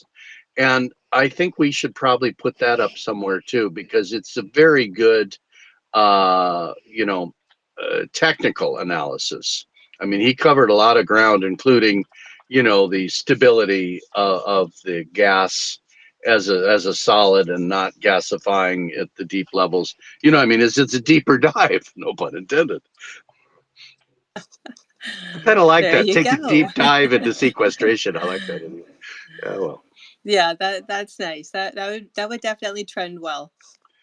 You've all been very, very gracious in letting me talk so much. I'm sure I just burned out the phone. That's all. Hey, it's going to be like the first time in months where I don't have laryngitis on a Friday. Well, then I need to listen more because you have a lot to tell. Um, there were so many things that I wanted to say last week that didn't get put in, and I think I'm going to take a minute now. Um, if you're in the United States, the East Coast, or Canada, East Coast, you'll notice in the last week and a half, you've had some of the prettiest weather of the year. It's been, pretty much cloudless. It's been beautiful. I mean, sunny all the time. So why the heck is it so cold? The reason it's so cold when it's cloudless is your relative humidity has fallen to as close to zero as possible. And water vapor is a greenhouse gas. It's a condensing greenhouse gas, but it is a greenhouse gas. And that is the entire point of how greenhouse gases warm up the atmosphere by absorbing upwelling IR. In this case, water vapor is absorbing the upwelling IR. it holds it back from release to space, and it is increasing the atmospheric temperature. So if you want to know when is it going to be really cold outside in the winter, all you got to do is look up and see if there's any clouds.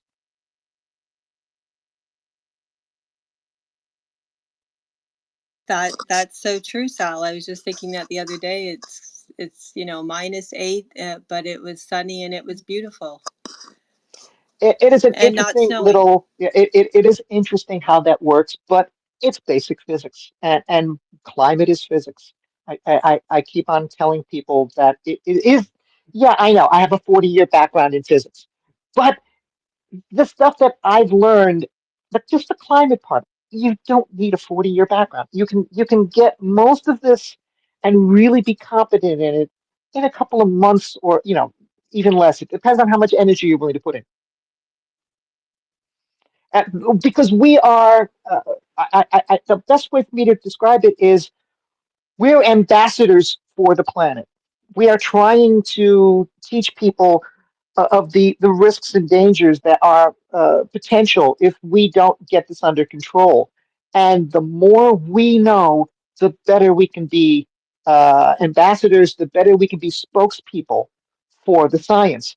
It is also very critical that we don't make mistakes. It is extremely critical that we don't go overboard and don't overplay our hand, because if we make a mistake, we're going to feel it.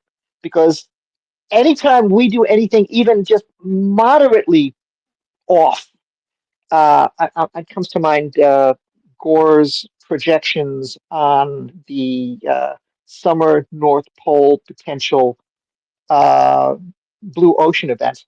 And he didn't say, oh, in 5 years there's not going to be any more sea ice on the North Pole. He gave an extremely long-winded answer, but nobody remembers the answer. They only remember, oh, in 5 years there's not going to be any more ice in the North Pole. So that's why we have to be extremely careful not to overreach, and we have to make sure that whatever we say is concise, correct, and careful. I have a question for you. Yes. Would you be willing to take a look at our app or website and give feedback? Because we have the 16 members of our team that all contributed.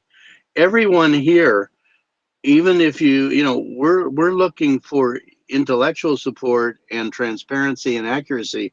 Based on what you just said, I would very much appreciate everyone here taking a look at the app, taking a look at the learn more section on the website if you don't download the app, and giving us feedback, because we've tried really hard, especially to show the comparative size of the reservoirs in a meaningful way with circlograms that basically show how much the oceans can store versus everything else.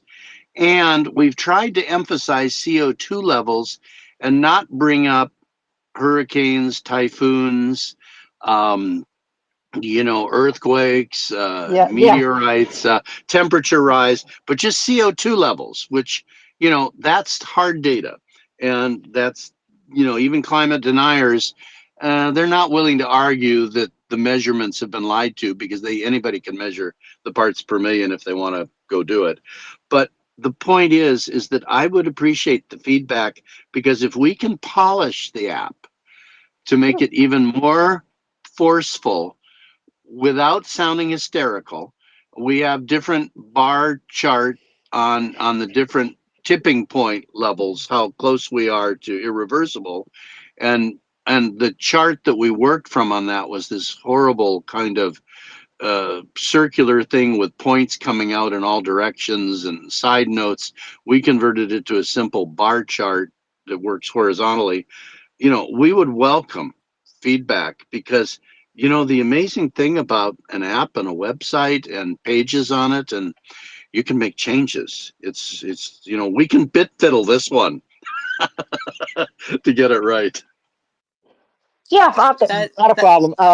I haven't written an app in years. I haven't written much software in years, but I used to write for the company that I worked for. Windows apps to help our customers with the products. And I would go to every single computer in the company that I could get my hands on and download the software on it. And I loved my boss's computer because my boss was almost blind. It wasn't that he just didn't want to admit he needed a new pair of glasses. So he had a 640 by 480 display, and I would make sure that my software would work on his 640 by 480 display. So Yep. 80 by 24 characters. Yep. because I'm gonna bitch now.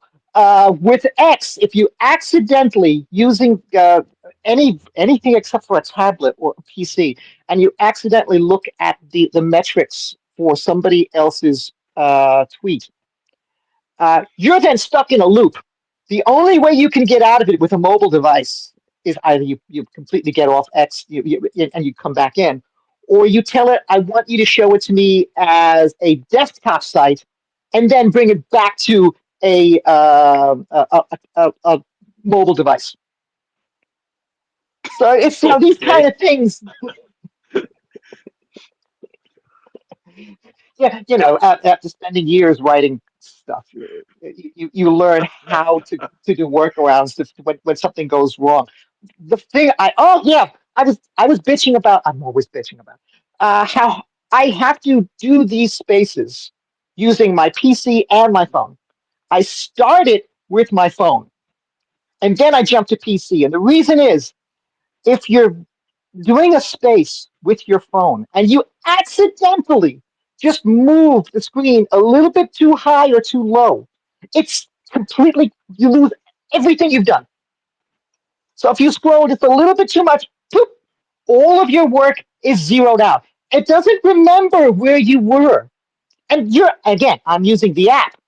I'm not using a web browser. So you would think there'd be a little tiny buffer like, oh, is this where you were 5 minutes ago? And it would bring you back to that. Rant over. No, but that's a really good point you've made, is that this has definitely been kludged together a bit. Often in business, they never have the software engineer actually do the work.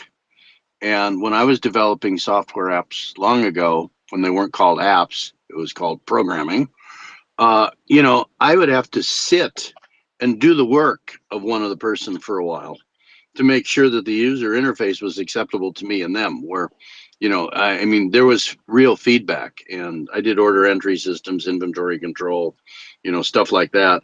And, when you're on the phone taking an order for carpeting, you can't afford to tell the customer, oh, wait 30 seconds while I enter that in, So I hear you. We have bloatware and user interfaces. Graphical user interfaces are not always the way to go. And hopefully voice to text will help when it doesn't turn bandwidth into bad something. What the problem? I do a lot of my tweeting when I'm on the road. I shouldn't say on the road. When I'm on the trail, and I will do vocal recognition. But if I go into an area that has really bad bandwidth, the vocal recognition stops working. So it's really difficult when it's like -8 degrees Celsius, and I'm out there an hour before sunrise, and I have to actually take off my glove and start typing. That sounds challenging. You're competing with astronauts now. People ask me, why do I have so many tweets? And the answer is because most of my tweets are when I'm hiking. And people also ask, why do I do so many colorful charts? And that is so I can see them and identify them when I'm on the trail hiking. So I will do my charts will sometimes be a little bit garish colored, but that's another thing. We all had experiences in the real world or the job world, whatever you want to call it, and going from a world where I had 8-foot large screens for a conference, and I would write a chart for an 8-foot large screen. And now all of a sudden I'm doing it for a 8 centimeter screen. So that's why my text is always huge. My numbers are always gigantic because I want people to be able to see. And there's another thing I'm going to mention. And the other thing about almost all of my charts is I will somehow find a way to squeeze in the URL for my data sources. And sometimes I will even include the paper, which is, again, why sometimes it gets so huge. It is very important that we tell people where we're getting our information from, that we use the best peer-reviewed papers, or if we're going to use books, go for page number. Make sure that your information can be immediately found by others so that they can see, yeah, this person's legitimate. And the other thing I'm always doing is I'm telling people, if you think I'm wrong, here's my data source. Run the numbers yourself. See if you're getting anything different than me, and nobody's ever done it. But the offer is out there because it's about building trust with your audience. It's about being seen as somebody who is honest and sincere and isn't trying to sell their websites or sell their products. We are, again, we are spokespeople, we are ambassadors, even if we don't intend to be. So we have to be above and beyond. Absolutely. You're only as good as your data and your references. And your integrity. I hope that I have shown that. Which it's funny, Pup isn't here. Pup was saying that the fact that I'm willing to, when I make even the tiniest mistake, to go out and say to people, "All right, that's short. I goofed." But that's integrity. That's integrity. Yeah, That's I, that's that was for November. On November, I did a chart and I said, "Whoops, I'm sorry, I forgot that November had 30 days, and I was dividing the number of days in the month by 31 when I did my anomaly chart, so it was off by literally like 1,000th of a degree C." But yeah, and that's the other thing. Don't use mixed radius. Mixed radixes, or else you're not going to, your Mars rover isn't going to crash. Um, when you tell I know what you're talking about there. when you tell people your methodologies, it's important to walk them through so they can understand where and how you got your information, because that's the most important thing of all is to to walk people through. I had one of I'm sure some of you saw it a couple of days ago. Someone had shown this light bulb, was it San Francisco? That has been operating continuously for 111 years. And I said, yeah, but that's not really a light bulb anymore. It was designed to produce 60 watts of light. They're now putting 4 watts through it. It was originally, uh, probably like a 2000 Kelvin, 3000 Kelvin temperature. It's now about 1300. It's so orange. I mean, maybe it's good for a dark room. And people are saying, "Oh, well, you see, back then they made things last forever." And I'm like, no, it's only lasting forever because you've derated the sucker by 70, no, more than that, by 25 fold, so it's 96%. You've derated it by 96%. You could do that with any light bulb. You don't need to have a light bulb built in 1910. If you take a light bulb today, a 120-watt light bulb, and you put 120-volt light bulb, and you put 10 volts across it, oh yeah, it will last until the dinosaurs return.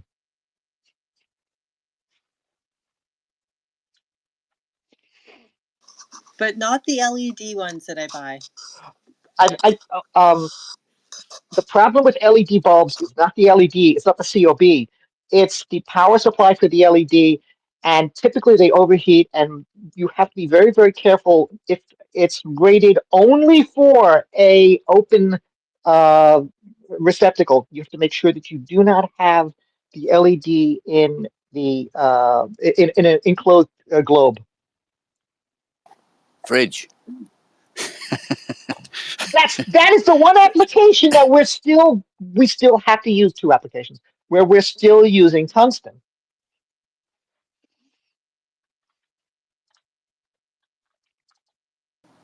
And salt and The salt other lamps. application is the other application for tungsten is, of course, your oven, your stove, because And we this, can't get electronics to work. You know what? I have to find out about that. What if we switch to pure germanium semiconductors? What temperature could we get those to work at? I'm sure you could probably go to about 250 degrees C. Then the problem is the PC boards. You'd have to change the PC board material from, and all the discretes would probably melt. So you could be done. It could be done. so what? Don't forget salt lamps. They they need the heat. Uh, we have one of the most efficient light bulbs that were ever used were the sodium vapor and the mercury vapor bulbs that were from like the 1930s onward, and yet they're still out there. And they actually do last a decent amount of time. But the problem is that the first 10 minutes they're not putting out any light. So you have that that 10-minute problem. So you have to start them 10 minutes before you actually need them. Well, they were I had a perfect for street lights, perfect for street yes. lighting though, because low maintenance where you have to get up high in a bucket truck, and it's fine if they are dim for the first 10 minutes because they're turning on at dusk. So that was near optimum for quite a while. I tried to hide my identity, and I'm still doing it. But I've mentioned that was the industry that I worked for. That I designed the light bulbs. Sorry, I designed the photo controls on top of those Cobra heads. Well, then that So means you've enlightened us all. And by the way, I've mounted enough mesh wireless connecting to those connector cups at the top of the poles. I've been up in bucket truck so many times putting up wireless relays for mesh and camera systems up there for public safety. It's like, the design work you've done is definitely kept me busy in my public safety years before retiring. one of the one of the last things that I was working on, and management just didn't have the balls to do it, was we wanted to do a master slave system. And there have been a lot of master slave systems out there, but the problem is if the master should fail, then you have to reprogram the entire one from scratch. And I had designed a wireless master slave system where each of the slaves could, if you gave it the right number, okay, the master unit fails, so you put in a new unit, you punch in the serial number, and everything in the mesh network that recognizes that serial number, say, excuse me, I'm unit number 17, I was supposed to turn on at this time, turn off at that time, and it would not reprogram, it would program from scratch the master unit. So I had designed the first, as far as we know, as far as I know, the first ever self-healing master slave control system. There you go. Well, I guess both of us in our lifetimes tried to make a mesh of everything. I don't know how many in my basement. I still have some of the old Digi controllers. We bought so many of them when the company shut down. I was like, all right, I'll take this. So I have all of these. Uh, So when I say the word SCADA, you know exactly what I mean. yeah, it is when anytime you're talking about mesh network or communications or protocols, you have to deal with um, what's the word I'm looking for? That was another thing that we had tried to do because with mesh networks frequently you have collisions, and so what we did was every like millisecond. All right, your turn, you speak. All right, your turn, you speak. So instead of having everything come on at the same time, each model, each unit, based on its serial number, would know when to come in and answer. And if you missed it, oh, you get it the next second. So many techniques that you can do to make systems more robust. And I don't understand why they don't always use them. I think it's because of money, and I think it's also because of time, that it takes a lot of time to get these things, to get the software to work. And Well, that's the thing is, salespeople as the don't want that. software got better and the CPU power went up, then you could use TDMA, time division, multiple access, and CDMA, and then all kinds of other, esoteric methods of deciding who talks when. I mean, we're doing it here in this group. Actually, that's a form of time division, multiple access. Yes.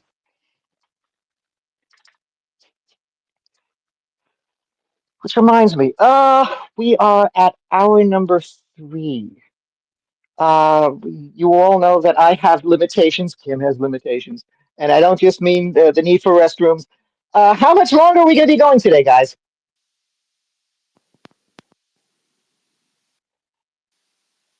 This is the time where I ask our good friends in the audience, do you have any questions? Can we help you with anything? Do you want to do you want to know anything? Uh, Now would be a very good time to do it.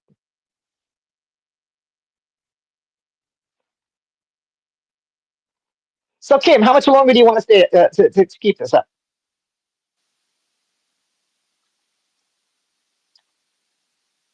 Kim isn't answering me. Well, I'll answer you. I am very grateful for the opportunity to present in detail today and do Q&A on that. So I want to thank you and everyone here, for listening. I really mean that. Thank you. It has been our pleasure. Can you hear me And now? was this a Verizon commercial? Yes. Oh, that's funny. I was speaking before for some reason. I guess that was my turn to drop out.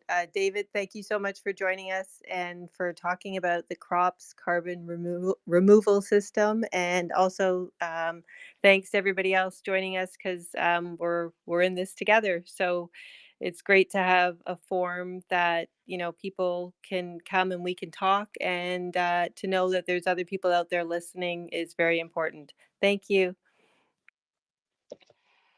So, on behalf of Kim, on our special guest, David Mitchell, on all of you out here who joined us today, thank you very much for coming.